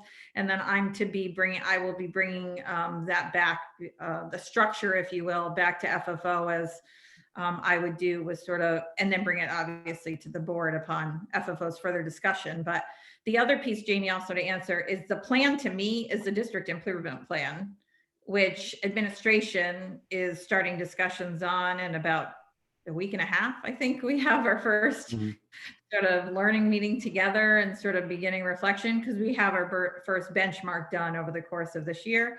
And so to me, the plan would be us working in development with the district improvement plan and bringing to you with the board. And then that way that plan, and to me, the plan would start as of July 1. Yeah. Okay, thank you, Amy. Candace? Thank you. And thank you, Amy. So yeah, as Jamie was talking, all I could think of was there's so many different ways. So we're never going to be able to gauge how much regression or not meeting certain points right now. But I do think that there are strong indicators in the classrooms where a student may have been last year and where they are now. So that's a pretty strong indicator. And then if that teacher or that team dependent, because we're not just talking about a kindergartner going to first grade, we could be talking about a third grader, fourth grader going to fifth grade. That fourth grade, fifth grade year is a huge transition. And then 8th to 9th is another huge transition too. So if you see those indicators, that teacher or that team of teachers can get together with parents and possibly add in, if the guidelines, met, maybe coming to school 4 days versus the 2 days, since the numbers are going up in virtual Viking, and you'd have more of a balance. The summer option and expanding that, we talked about that a couple of weeks ago. I had brought it up, and I'm you know, Amy's always listening, which is awesome. And you're such a champion for our kids in our district. So I think that the expansion of our summer program is really going to be a key factor. I know that it was successful last summer, and I foresee it being just as successful and very much needed this year as we go in. And I also think that thinking about the expectations and maybe not being so structured on those expectations and being a bit more flexible and trying to find different ways for students so that they're not feeling immersed as they're not meeting an expectation that there's something wrong, just trying to help build slowly to get them, you know, where they should be. Good. I know Very good. Kim's already thinking about, you know, the extended school year program, which is kind of a separate piece, you know, the staffing components. We're a little worried, you know, after the year that teachers, you know, have had, how many are going to be interested in coming back over the summer to work for, you know, 6 weeks out of that summer break. So we're doing some initial, I think, work ahead of time to make sure, you know, should we be doing some recruiting, trying to get out of the gate early on that potentially, because that's a concern that folks aren't going to want to work this summer. So Well, I think that that's a good point. Is there something that maybe we can look at as student teachers, kids, you know, that are Yeah. just graduating type of thing might be an option? I'm yeah, just we got to brainstorm. Yeah, exactly. Yep. Good. Other thoughts? Certainly, you know, Jeff, the conversation to me always comes back saying, it just makes me feel desperate to want to get K through 4 or 5 back full time into the schools. It just screams out loud, so loud and clear. Yeah, there's, you know, the longer we wait, the more damage I think, you know, is done. Obviously, so many factors go with, you know, into that, and you know, we're working through them, and hopefully we're plateauing and coming down off of the hill now, so we can begin to think about that in the near distant future. Okay. You want to move on to the third item on your list? I do, yeah, because we got some guests here too. I know Tracy Burns, who's our one math coordinator at the elementary, is with us tonight. Tracy, thanks for joining us. Wanted to maybe see if she wanted to give a little airtime, but let me just share my screen again, and I'll just quickly rehash this document that we had shown last time, just for anybody who's on the call that didn't see this. So briefly, couple of things for this current year. We want to just outline a couple of the solutions to the 2021 identified problem statements that we had put when we presented this year's budget last year. These are a few of the things that, you know, we're able to accomplish. You know, the infrastructure issue that we were having, we fixed that in all the schools. The access to the mobile devices, you know, connecting learners, deployment of devices, et cetera. So, you know, I won't read all these, but I'll let folks just, you know, who weren't on the call. And this is in board docs, by the way, so please go ahead and take a look at it if you haven't seen it. And that led us to the second box as it pertains to achievements, you know, today. In all of this, you know, we've successfully reopened the schools. We maintained the hybrid learning model. You know, we had a successful, you know, extended school year summer program, one of the only ones in the area that brought kids back in full for summer school this past summer, not knowing anything really about COVID and the implications of mask wearing and not wearing masks. So we've done some really good things, I think, between the start of this year and to this point. So we wanted to highlight those, which then led us onto, you know, our priorities as we think about, you know, next year. And that's, you know, we've talked about it, the identification and intervention of those achievement gaps. We need that data. We need to identify what those are, especially for those high needs populations. Special education and student services supports, the mental health support, those all tie in together, and we need to be looking at those. Amy mentioned, you know, the trauma that some students and families have engaged in, and kids that haven't been in school at all. They've been virtual for almost a year now. Bringing them back is going to be very difficult for many of them. So supporting that, actively engaging, you know, students in authentic and relevant the blended learning experiences model, continuing to use the devices that we have in place, as well as, you know, time in the classroom, you know, with teachers that aren't in front of technology necessarily. So that blended learning experience, you know, for kids, and then maintaining the class sizes, you know, with board guidelines, and making sure we stay true to those guidelines so we can provide the needed supports for students. which takes us into our numbers as we think about the draft recommendations. And again, these are still draft. We worked through these at FFO, the Finance Facilities and Operations Committee meeting last week.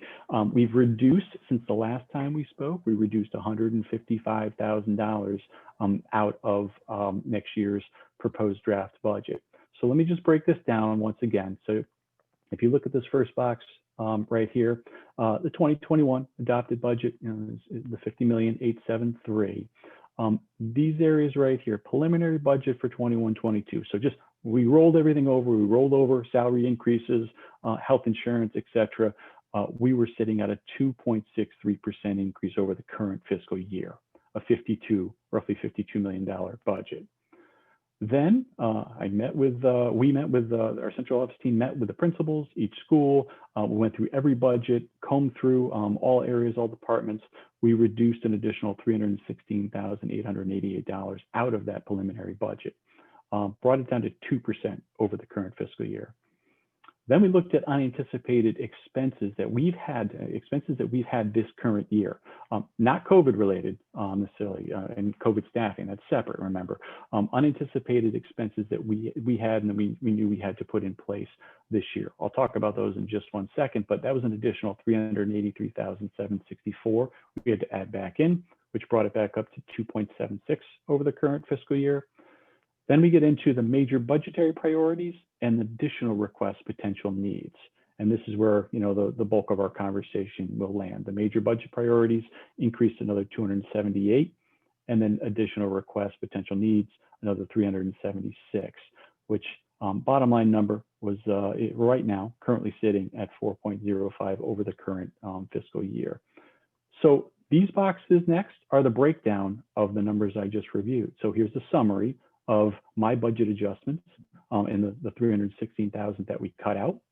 We reduced salaries, we reduced staff travel and field trips, maintenance projects, transportation, fuel, heating, oil, textbook, software, supplies, and miscellaneous items. And by the way, kudos to Mariana Stevens for her work, especially on the heating oil, health insurance. She's just done a phenomenal job on reducing costs in those areas and the overall budget itself too. So kudos and thank you, Mariana, for that. Then we look at unanticipated expenses. This is the things that we had to put in place this year. This is the $383,000. We were debating last summer, do we need an additional special education teacher at Flanders? We did. We put that in place this year, but it wasn't budgeted for this year. We know we're going to need it next year. We need to maintain and support those case sizes at Flanders School. That was an additional $72,000. With all the devices going into play, we needed an IT technician. So we added an IT technician this year. We had some custodial vacancies that we ended up needing to fill, especially with the pandemic at the high school and Niantic Center. We thought we could last a longer period of time this year without having to fill those. Wasn't the case with all the cleaning that needed to take place. The paraprofessional contract, we finalized that. We had retroactive salaries. And we needed to add 3 additional paraprofessionals for new students that moved into district this year, which were unanticipated. So $50,000 for the contract, $51,000 for the 3 additional paras. And then the pension. And this is one of the reductions. The last time the Board of Ed and folks on the call looked at the sheet, the pension was sitting at $160,000. Mariana did some more homework on this, got some more information and data. We dropped it down to $110,000. So that put us at the 2.76. Now, when you look at the last 2 boxes here, the major budgetary priorities, the social worker at the high school, absolutely needed, a significant number of students that need that support, and the therapeutic program as well, supporting that program. This would give us a second social worker at the high school for 1,000 students. A lot of students coming back into that building are going to have some vast needs that we need to prepare to support students and families. The CODA, the Certified Occupational Therapy Assistant, caseload numbers with the one individual that we have is through the roof. We need to cut that down. So that's an absolute need to bring that individual into play. And the math coaches. And this is where I want to pause just for a minute and kind of bring Tracy Burns and Amy and the principals kind of into the conversation a bit. Because we brought the math coaches up for a few years now. We had them in the proposed budget that we were developing last year for this year. we removed them all when COVID hit, but I kind of want to turn to them and maybe, you know, Amy, maybe you could kick us off and then we'll turn to the principals and Tracy, just about that need. We went back and looked at the math coaches. We need the 2 at the elementary, which is the 162. And then the additional request, we put in 1 at the middle school. These are one-time purchases too. We get these people in play. We won't be asking for this, you know, for years into the future. So it ends once we get them in play and we can get into the intervention work that we want to do. So Amy, you just want to kick us off a little bit with the math coaches, and then I want to open up to the principals and Tracy Burns as well. Sure. So I'll keep it short in the sense that the bottom line is we want qualified people teaching our children. And when we have teachers that provide our general education, but when a child is in need of intervention or they need additional services, we want to make sure that we have qualified staff teaching those children. And in order to do so, then we need to hire qualified people who have the background knowledge and certification in order to be able to do it. And I think that's one of the things that we definitely gained and the board has gained with Tracy Burns. The problem is she's one woman across 3 buildings.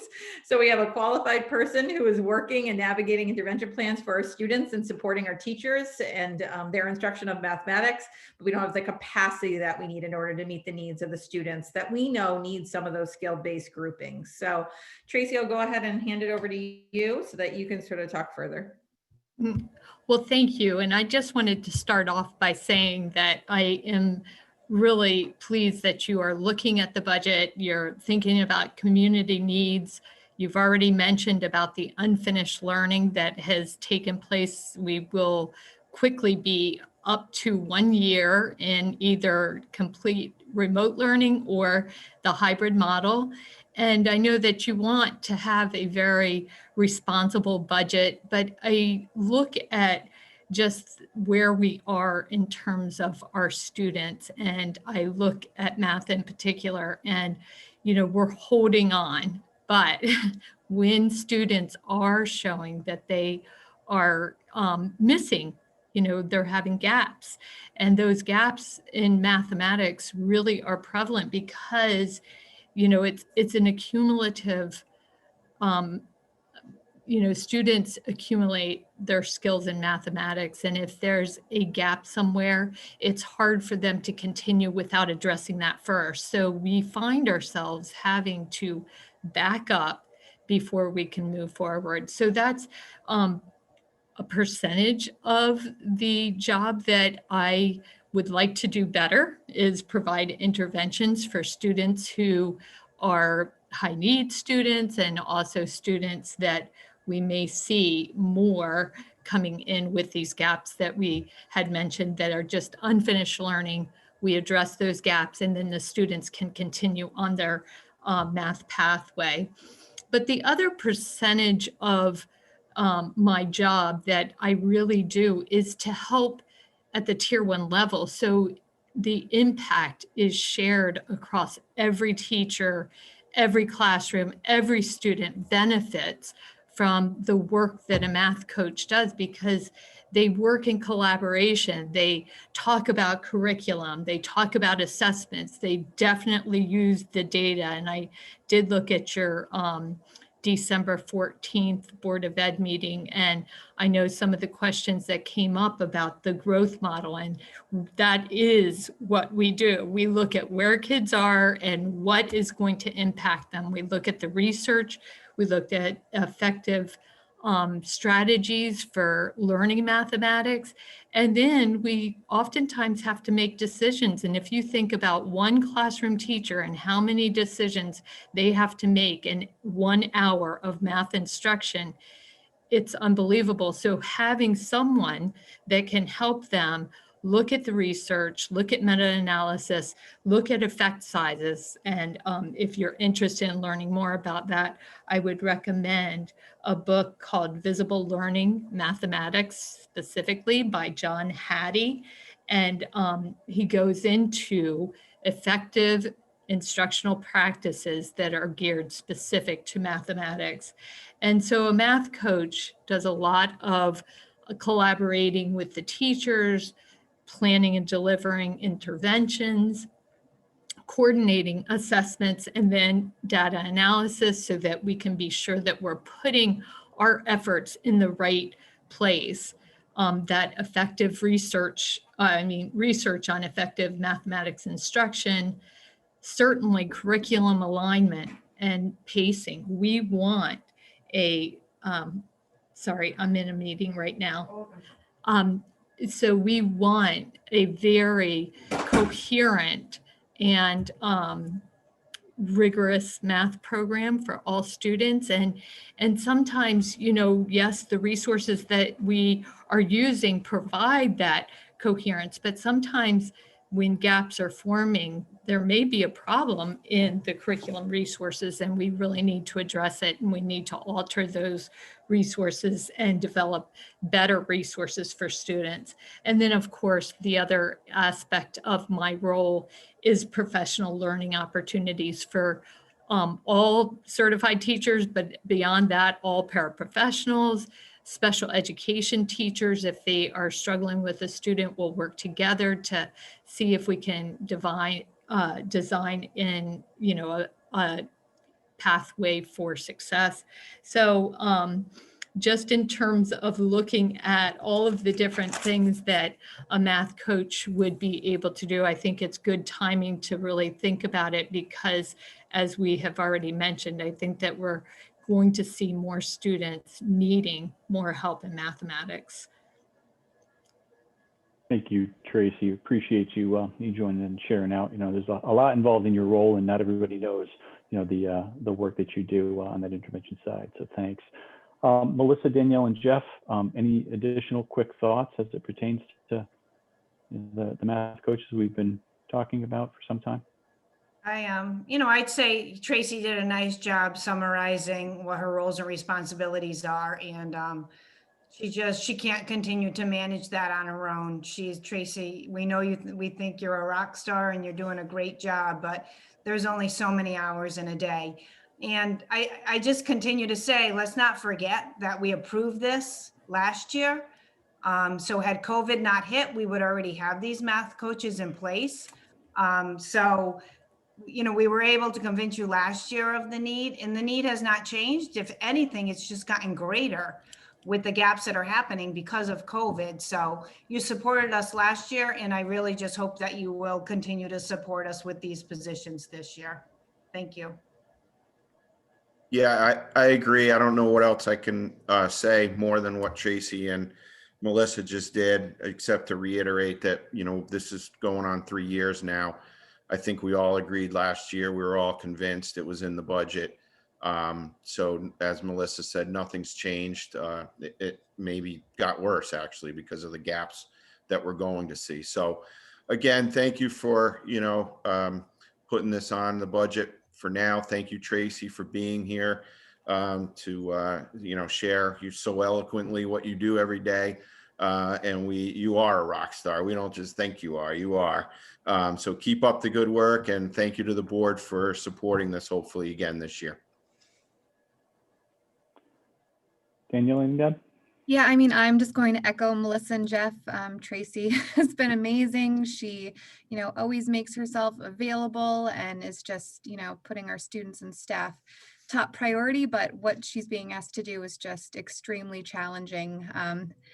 Dividing the time between the schools, and the need is just truly immense. So I think it would just really help to have someone in each of the buildings to not only, directly impact student learning, but then also, the coaching that that person would be able to provide for our staff will be essential too next year, figuring out what the educational landscape is going to look like post-COVID. So I think it'll be really helpful for us as a district and elementary schools to have someone in each building.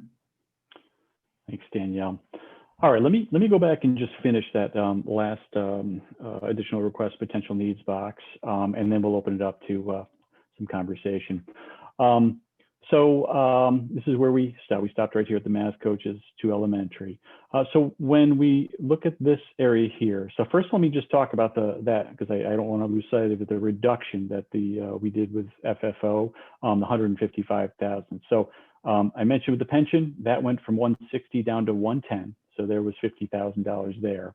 The CREC Minority Recruitment Program, we backed that out for now. We're going to await and see if grant funding, from the state will come forward. So I will reach out to them tomorrow or the next day. I just wanted to make sure we had this meeting first and make sure that was the board's final decision, that we want to definitely hold off on that piece, and just tell them that, look, we're on hold with it. If state funding or grant funding comes forward, we'll definitely participate. But as of right now, that's out.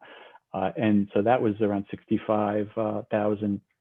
And then the Nyack Center School part-time special ed teacher, Kim Davis and Jen Van Duzen, our coordinator, have been looking more and more, at those numbers, those caseload numbers. We feel at this point we can back that 0.5 NCS special ed teacher out, given the numbers. A lot of students from 4th grade are moving on. Identified students are moving on to 5th grade, lowering that total caseload number. And so that was another 40,000. So in total, that's the 155,000. In still is, the kindergarten teachers. If I'll put it out there, if we don't need them, we'll end up, giving this money back at the end of next school year, to the town. We just don't know what our kindergarten numbers are going to look like. We have 2 additional ones that are in play here for, amasses 162,000, just because a lot of families held their kids back this year. We don't know what's going to come to us. And we don't want to end up getting stuck having to add staff in, to the budget, which becomes a problem, as we roll into next year. So we have those in as additional request potential needs. Same thing with 2nd grade teachers at Flanders and Lily B. Flanders especially, that current grade 1 class, the class sizes are high. They're in the around 20 to in the low 20s. That's a cohort of students that was high in kindergarten, high in 1st grade. We really feel we need to support them, potentially bringing in an additional teacher at Flanders and an additional teacher at Lily B. Haynes to support higher class size numbers. We might be able to do, depending on what kindergarten numbers do, we might be able to transfer, 1 student if they don't come in higher. So we're still looking at that. And the math coach at the middle school, there's a need there. We had talked about at the last workshop about adding, one at the middle school, so it would complete. So we'd have our 2 elementary and our 1 at the middle school, and then additional paraprofessional support of 3 paras, looking at next year based on additional student need. So all in all, we've broken it down, with the highest it would be right now would be a requested 4.05. And then taking out, you can see the reductions, from there. So where we started and where we're at now. So with that, I'm going to stop sharing my screen, and I can pull this back up if necessary, but everybody should be able to access it in board docs. It's a public document, and we'll open it up to further discussion and any questions. Any questions? Eric from FFO, any other comments that you'd like to make? Just unmuting. Thanks, Tim. So, yeah, we've reviewed this a couple times. Tim, Lee, John, and I, and Kate, you may have been at one of them as well. And Jill was in Jill. Yep. And Jill, sorry, I knew there was someone else. And I think that we generally as an FFO felt very good about the budget that came forward. I think there was a lot of work to bring the numbers down. The math coaches we support. I think we've all said we've supported. I don't think there's kind of any question. And as it was stated several times, probably need it more now than even last year. If we can clone Tracy, I guess that's really what we're looking for. But the math coaches is definitely something. And if you look at the rest of the budget, it's finishing out the kind of mental health aspect that we were working on for a couple of years to kind of get to the place we need to be. The math coaches, we were convinced last year to do. So now it's just doing it. If it weren't for COVID, we would have done it last year. And the rest is pretty just, basic budgeting, some merit increases, some things like that we have to manage, but we found a bunch of savings as well. So I think it's just been, I think it's a very prudent budget. And as Jeff said, as we look at, and that's why I brought it up early in the meeting, the growth for kindergarten and 2nd grade teachers are there if we need it. If we don't need it, we won't hire them. So it's just the timing that we don't know. We'll know more in 6 months, but we don't know now. So that's what they're, because so if you pull those out, there's really not that much growth. It's math coaches, it's the, social workers in that group, and that's it. So I think we all felt pretty comfortable. I'm sure there's questions, but I thought we all felt pretty comfortable that this is a pretty prudent budget. Good. Anybody have any questions or comments? Like Barry, I see Barry's got his hand up, and then Jamie. Let Jamie go first. Okay, all right, Jamie. Okay, so I'm, like last year, I'm unequivocally in support of the math coaches and the social worker. You know how I feel, that one isn't enough. But my question is how has it been going with the cohorting and the kids actually seeing the social worker? Have they been able to get in? Is the social worker bogged down? Are the kids getting their mental health needs met the way that we have planned that they should be getting it met? Deb, you want to address? I know that they've been busy with a lot of calls. You want to Sure. share into that? Well, it kind of varies depending on the needs of the students. So they're busy either seeing kids in person, and the social worker in particular, working with a therapeutic program in person, but also Zooming with kids. They're probably busiest on Wednesdays because the social worker and school psychologist schedules are pretty well full of Zoom meetings with kids. So, I mean, it's required some creativity and, a lot of conversations. I meet with them weekly to kind of see how we're going, how things are going, and how I can support them. But they're very busy. I don't think that any of those three people have more than, 15 minutes of time to throw down some lunch.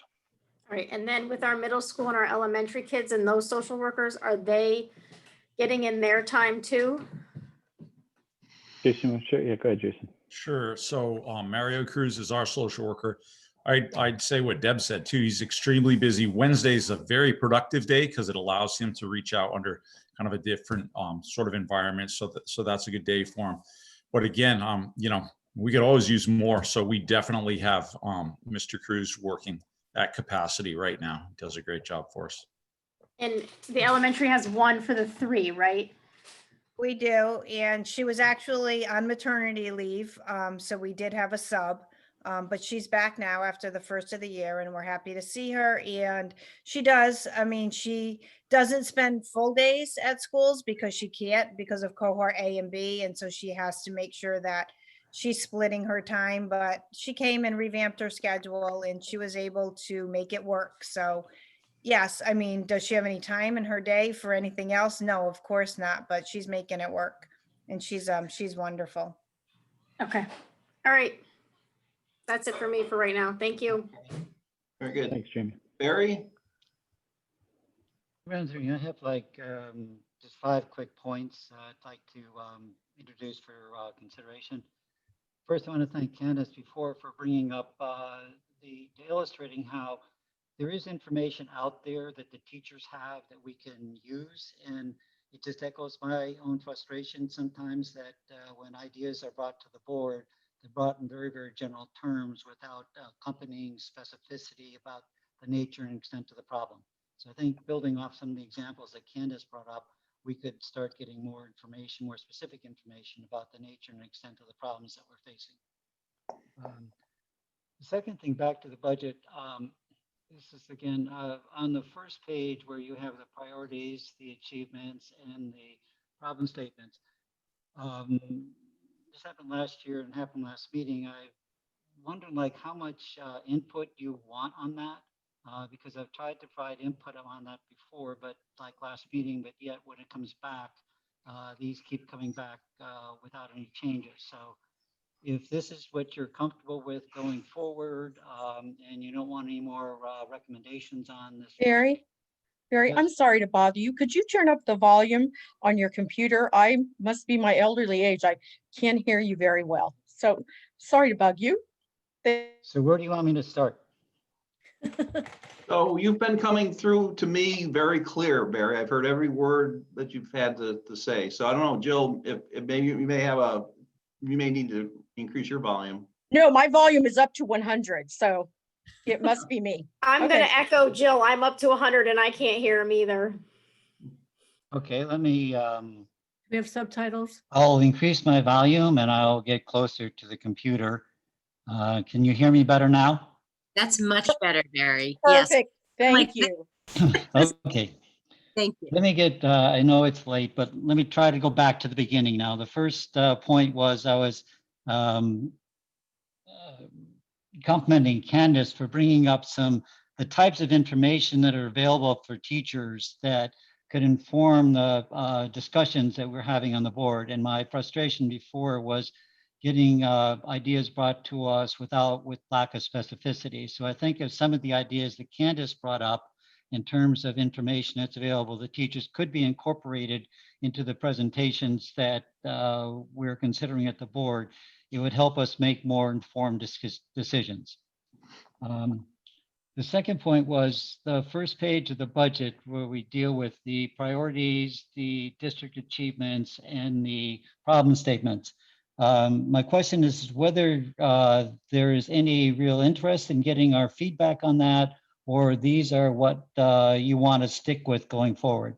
I say that because last meeting I made a couple of suggestions, and these statements remain unchanged. So if these are what you want to stick with, I won't make any more suggestions on them. If you want suggestions, I can provide some suggestions on that.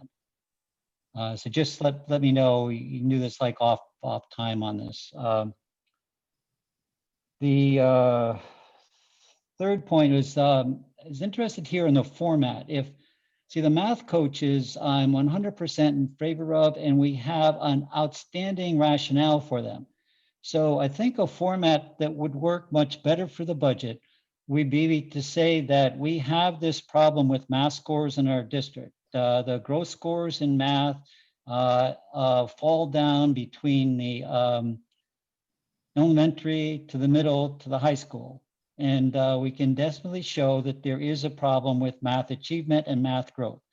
If we could say that our problem issue is math achievement and math growth, to address this problem, we need math coaches at the elementary school that coordinate with the math coaches at the middle school in a way that is going to eventually improve math achievement at the high school. I think we have a much better approach for going after math coaches rather than just saying, oh, we need math coaches because they're going to help the teachers out. I think if we have to frame this in terms of student outcomes, if we set that in the format of the budget, and the more we can link our budget requests to student outcomes, I think we have a stronger rationale. Third area that I'm intrigued with, I don't know if you can address this or not, but when you come up on the first item under problem statements, develop job embedded professional learning model at the building level. In the past, we've asked for feedback, information, evaluations about the effectiveness of professional development. It's never been forthcoming. And I know that I've talked before about it's very, very hard to go into the literature to find any measurable outcomes in terms of student achievement that result directly from professional development. So it's a topic area. I don't know how much money we have in the budget because it's not here from last year. I know that there's a sizable amount of money in the budget for professional development. And I would like if you could at least come back to us with some rationale about here is the achievement, here is the evaluation, here are the outcomes that have occurred as a result of professional development that would justify the expenditure of professional development. And I'm not talking about inputs that say that we did this many sessions of this, we did this many sessions of this. I'm trying to talk, what is your evidence that the professional development expenditures are actually resulting in student achievement? And the last question I have is, I know it's hidden in here, but I noticed, Jeff, on when you shared the document that you're using Microsoft Team for your, it's on your board there. And if someplace hidden in here, I guess, is the Zoom license expenditure.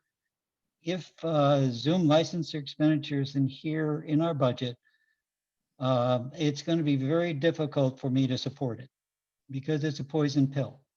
If we are going to send that much money on Zoom when we have 2 free options, either through Google Classroom or through Microsoft Teams, I think it's not a good signal to the town for the type of due diligence we have in preparing our budget. So those are my 5 points. Okay, all right. I actually counted 7, but those were all very good points. You know, the Zoom licensing one, Barry, I think we've gone down. I certainly recall hearing from Amy kind of the things that we don't get, you know, if we don't have Zoom, there's certain things that we just can't do. And I just don't quite get the, you know, how we would replace the certain aspects of that. So I don't know, Amy, maybe you should, we'll try again, eh? So what I can do, if you'd like, is in the board update, I can do a comparison chart because we have Teams, we have Google Meets, and we have Zoom. So I can provide a comparison chart so at least you can see what we have. But we reevaluate our software. Zoom is on the list because it was noted in a prior Board of Ed meeting that we needed to look at it. So it is certainly on the list to be evaluated. Gain user input on, you look at our user usage report and see if there could be an option for us, certainly. I do not have the same amount in Zoom held on next year's budget because I'm hoping that we're going to be on site and things of that nature. So I do not have, you know, the $20,000 set aside for Zoom licenses as we needed in order to sort of provide that to our parents. But I can follow up certainly, Barry, with a comparison chart and then also with the exact financial amount in the budget allotted for Zoom. Sure. No problem. Amy, I'm sorry to interrupt, but I think at one point you told us the reason we had Zoom because we needed to establish copies or a history of what was recorded at certain meetings. So the biggest piece the biggest piece for us was Zoom. Well, number one, it was a parent. We were navigated into sort of a platform in which we could easily get sort of parents. Zoom is free in the spring. The entire spring, Zoom is free. So we didn't start paying till the fall. But the bigger thing for us is that Zoom has a whiteboard feature that Google doesn't have. So teachers can use a whiteboard feature. You're able to see up to 49 participants in Zoom, whereas on Google, you're only able to see 16. There's virtual backgrounds in Zoom as far as varieties and things of that nature that Google Meets has 2 options for, but something for security. So for us, we made the decision right on to use Zoom. It was a free feature and we felt like in the fall and as we continue to use a platform, the last thing we wanted to do with parents was switch the platform that we were using as we were sort of continuing in this hybrid model. So we made the commitment for this year only to just maintain that for parents. But like I said, I put it, I think it was in the October meeting or November meeting, actually, I'm sorry, the first November meeting. I have in my notes from the Board of Ed to move that to the evaluation software list. So it's certainly on it. We just started running our reports. So that's not to say that it's not, and I'm happy to report back to the board, sort of the problem and solution statement as Barry wants and has it allots to the financial impact. Sure, no problem. Yeah, you know, the other point just is on the math coaches. I think the point Barry raised again about the measurables of what are the outcomes that we're going to get from having the math coaches in place. I totally agree with that, and we should really have that rock solid, so we all can, you know, be behind it. And I think we've got it. It's just a matter of pulling it back out. So, Jeff, I think that's really important. So, Tim, I don't know if you see my little hand. Follow through and I'm sorry. Go ahead, Candace. That's it. No worries. I'm not too sure if you can see my box or see my hand. So I just wanted to talk on the Zoom point on what Barry is talking about and what he has, because if there is a way for us to save money, clearly we want to look at it, and you know, that's just something that we want to do. But we want to have a comparison, and we don't want to lose the quality or the security or the user friendliness of the application that we're using. That's all, you know, I wanted to say. I know I just had an experience with Teams and I did not like it. I'll be very honest with you. Zoom, it's taken a while, I think, for everybody to kind of find their balance with Zoom and all the different things that you can do with it. And it really is quite user friendly once you start to get used to it. With this Teams, I have to say, using it and my profession, it is not very user friendly. And a lot of people just don't care for it, and they really like the Zoom better. So I'm interested in seeing what Amy comes forward with, but I definitely don't want to jeopardize the quality or security or some of the things that we've established with it, and just kind of take a look at that.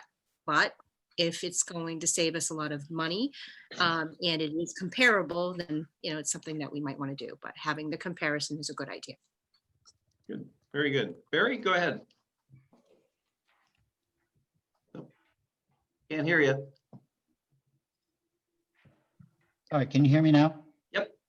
Okay, there, maybe I should get a job as a advertiser for Sprint or somebody. Can you hear me now? On the budget, for example, there are a lot of items down here, like on the social worker, a significant number of student needs. It would be very simple to say, here is the percentage of increase in student needs that we're trying to deal with, or the caseload we're trying to deal with. I think the more that we can take the budget and link it to very specific things in terms of outcomes, I think the better the case we can present. And I don't want to beat Zoom over the head, but my only point when I brought it up way back when was I understood we grabbed onto Zoom because it was easier for everybody. And if we were going to make a migration to say Google Classrooms, which is equally usable, that it should have started way back when, because now I think what's going to happen is we're going to get forward into March. It's going to be reassessment and say it's too late now to have teachers migrate to Google Classroom because nobody's been using it. So we're stuck in again, paying the money for Zoom. That's my only problem. Okay. Barry, just to be clear too, I think you're 1 or 2 steps ahead of us, because remember, what we need to do between now and the 25th is kind of build the slides that we're gonna, present, to the board and the community. And I think exactly some of the things you're talking about, we need to put the problem statements, the data to support those problems and issues we're trying to solve, like we did last year. We identified the problem and then look for the solutions. That's what we need to put in those slides that we want to present next. This is just draft work, so we didn't get into a lot of specifics. It's just here for conversations, like a budget workshop. So it's just been the format that we've used in the past. But maybe moving forward, maybe during the workshops, we want to try and incorporate more data into some of those conversations, which we can do. Okay, good. All right, are we ready? Everybody good to move on? Okay, I saw 1 thumbs up and a couple of smiles. So that'll do it for the discussion action items for the evening. Administration reports. Superintendent, do you have anything more to add? Not really, just a few others. And I pretty much put most in my weekly update last Friday. High school sports, they've been talked about a couple times tonight, meeting on the 14th. So they'll make some final decisions around that. We anticipate that they will roll. They will roll out just with modifications and so forth in place and mask wearing. So as soon as I get more information, I'll push it out to all of you. On behalf of the board, I will send Lori, who was with us tonight, who donated, the crew boats. What a nice gesture. So I'll draft the letter on behalf of all of you and myself, and we'll send that to Lori. And and we talked about, phase 1B. I had that on here, but that already came up earlier. So in the VAM system. So that's all I have for right now. And we've got committee meetings coming up. We've got our ad hoc diversity committee meeting next week, got an FFO meeting scheduled. So we've got some work going on in between here before the 25th. Good, excellent. Amy? No, I feel like believe it or not, actually, I'm leaving with my to-dos and I've presented some of my own. So no, I think while I have a public forum here and while I just, I can't go on and say enough. Thank you to our teachers for their flexibility, but also a reminder to our parents that when in doubt, if you're unsure of what to do, contact your main office because they will be there to help you with whatever it is that you need. So just a sort of a plug for when in doubt, reach out, and we're here to support you as much as we can. But thank you, Tim. Good. Excellent. Mariana, anything else from the budget side? No, Jeff covered the budget side. Just I'm working on now grant reimbursement for those, for that ESSER grant. There's a report that's due to them, and then for the Corona Relief Fund reimbursement. So getting all of that information together so we can get the funds back. And that's about it. Good. Okay, great. Okay, I don't believe we have any committee reports, although let's see, FFO did meet, but I think we covered everything. Eric, anything did we miss? No, it was all in the budget, so we covered it all. Okay, good. So that brings us to board comments and future agenda topics. Anyone want to say anything or have a, Jamie, you got your hand up. I have a quick one. Because I feel like I think I missed it last month at the board meeting, and I know I missed it last month at the board meeting. But for those of you who do not know, the Miracle League of Southeastern Connecticut incorporated last month. Oh. So we are now an incorporation. We are on our own. We are no longer associated with the Hartford Miracle League. We are our own entity. We have our tax ID number and everything like that. We are still plugging far ahead with all of our initiatives. Planning is looking over our proposal actually last week. So we'll have all that coming at you. And we are going to be, hopefully, fingers crossed, starting baseball and lacrosse this spring. So be on the lookout for all those announcements. And thank you, all of you, for all your support for that. Very good. Excellent. Excellent. Anybody else? Kate? You're on mute. Unmute. There I am. Sorry, I'm just wondering, back to Ethan Roderick's memorial, if there's going to be some kind of a plaque or a physical sign, something in the high school, something at the boathouse that we could put that would go with the boats, or something that we could have that would be a visual representation and some kind of a memorial. Just wondering if that's been thought about, or. That's very nice thought. Scott, did you want to say something? It has, yeah. Good. The Rowing Association has discussed that, maybe putting something at the boathouse, but I would want to talk with Jeff about anything beyond that. Yeah, maybe that's not the right venue, but just, maybe a bench on the boardwalk, or, something somewhere in town. I think for a donation of that size, I just would really like us to do something, and it wouldn't need to cost much, but I think it could be really significant for the family. Yep, very good. Very good point. Very good. Candace? Thank you. I think that's a great idea that Kate just brought forward. I just want to thank everybody. For the continuous dedication and commitment, to our students and to our district. It has been tireless, and you all just keep going. And I want you to know how thankful, not just myself, but on behalf of all, you just do an incredible job. I also want to thank the FFO committee for all of their work. I want to thank the Board of Finance members for coming tonight. I think that it is immeasurable. Having us all together and having conversation. I think we get to see different perspectives of, all the different boards, and work a little bit more unified, which I think is very beneficial for our town. So I thank you very much for being here and participating in the process. And I look forward to seeing you again. Thank you, guys. No, it's great. That's great, Candace. Yes, I'd just like to also thank Camille, Ann, and Rich for participating, and also our first selectman, Mark, for listening in as well. It is very supportive during these very tough times. So last final thing I'd like to do is just pass along to the Newton family, all of our people's thoughts as you make it through your first of the year experience. And we know everything's going to work out just fine, but Jeff has at firsthand has experienced a little bit of some of the strains that what families have been going through with having to be home with children and being a single parent for a little while. So anyway, it's really appreciate your dedication, Jeff. Yeah, thanks, Tim. No, it's Jen is everybody knows Jen tested positive, my wife, and I did not. I tested negative, and 2 of my kids tested negative, and 1 tested positive. We just found out a little while ago. So, but Jen's been ill and just trying to kind of hold down the fort and do everything in between while I'm quarantining as well. So we're making it through day by day. So thanks. That's great. That's great. So with that, anybody want to make a motion to adjourn? I would like to make a motion to adjourn. I knew you would. Anybody want to second it? Candace seconds it. All those in favor? Aye. Aye. Thank you very much. And Thanks, everybody. yep, hopefully we'll have a good year. Thanks a lot.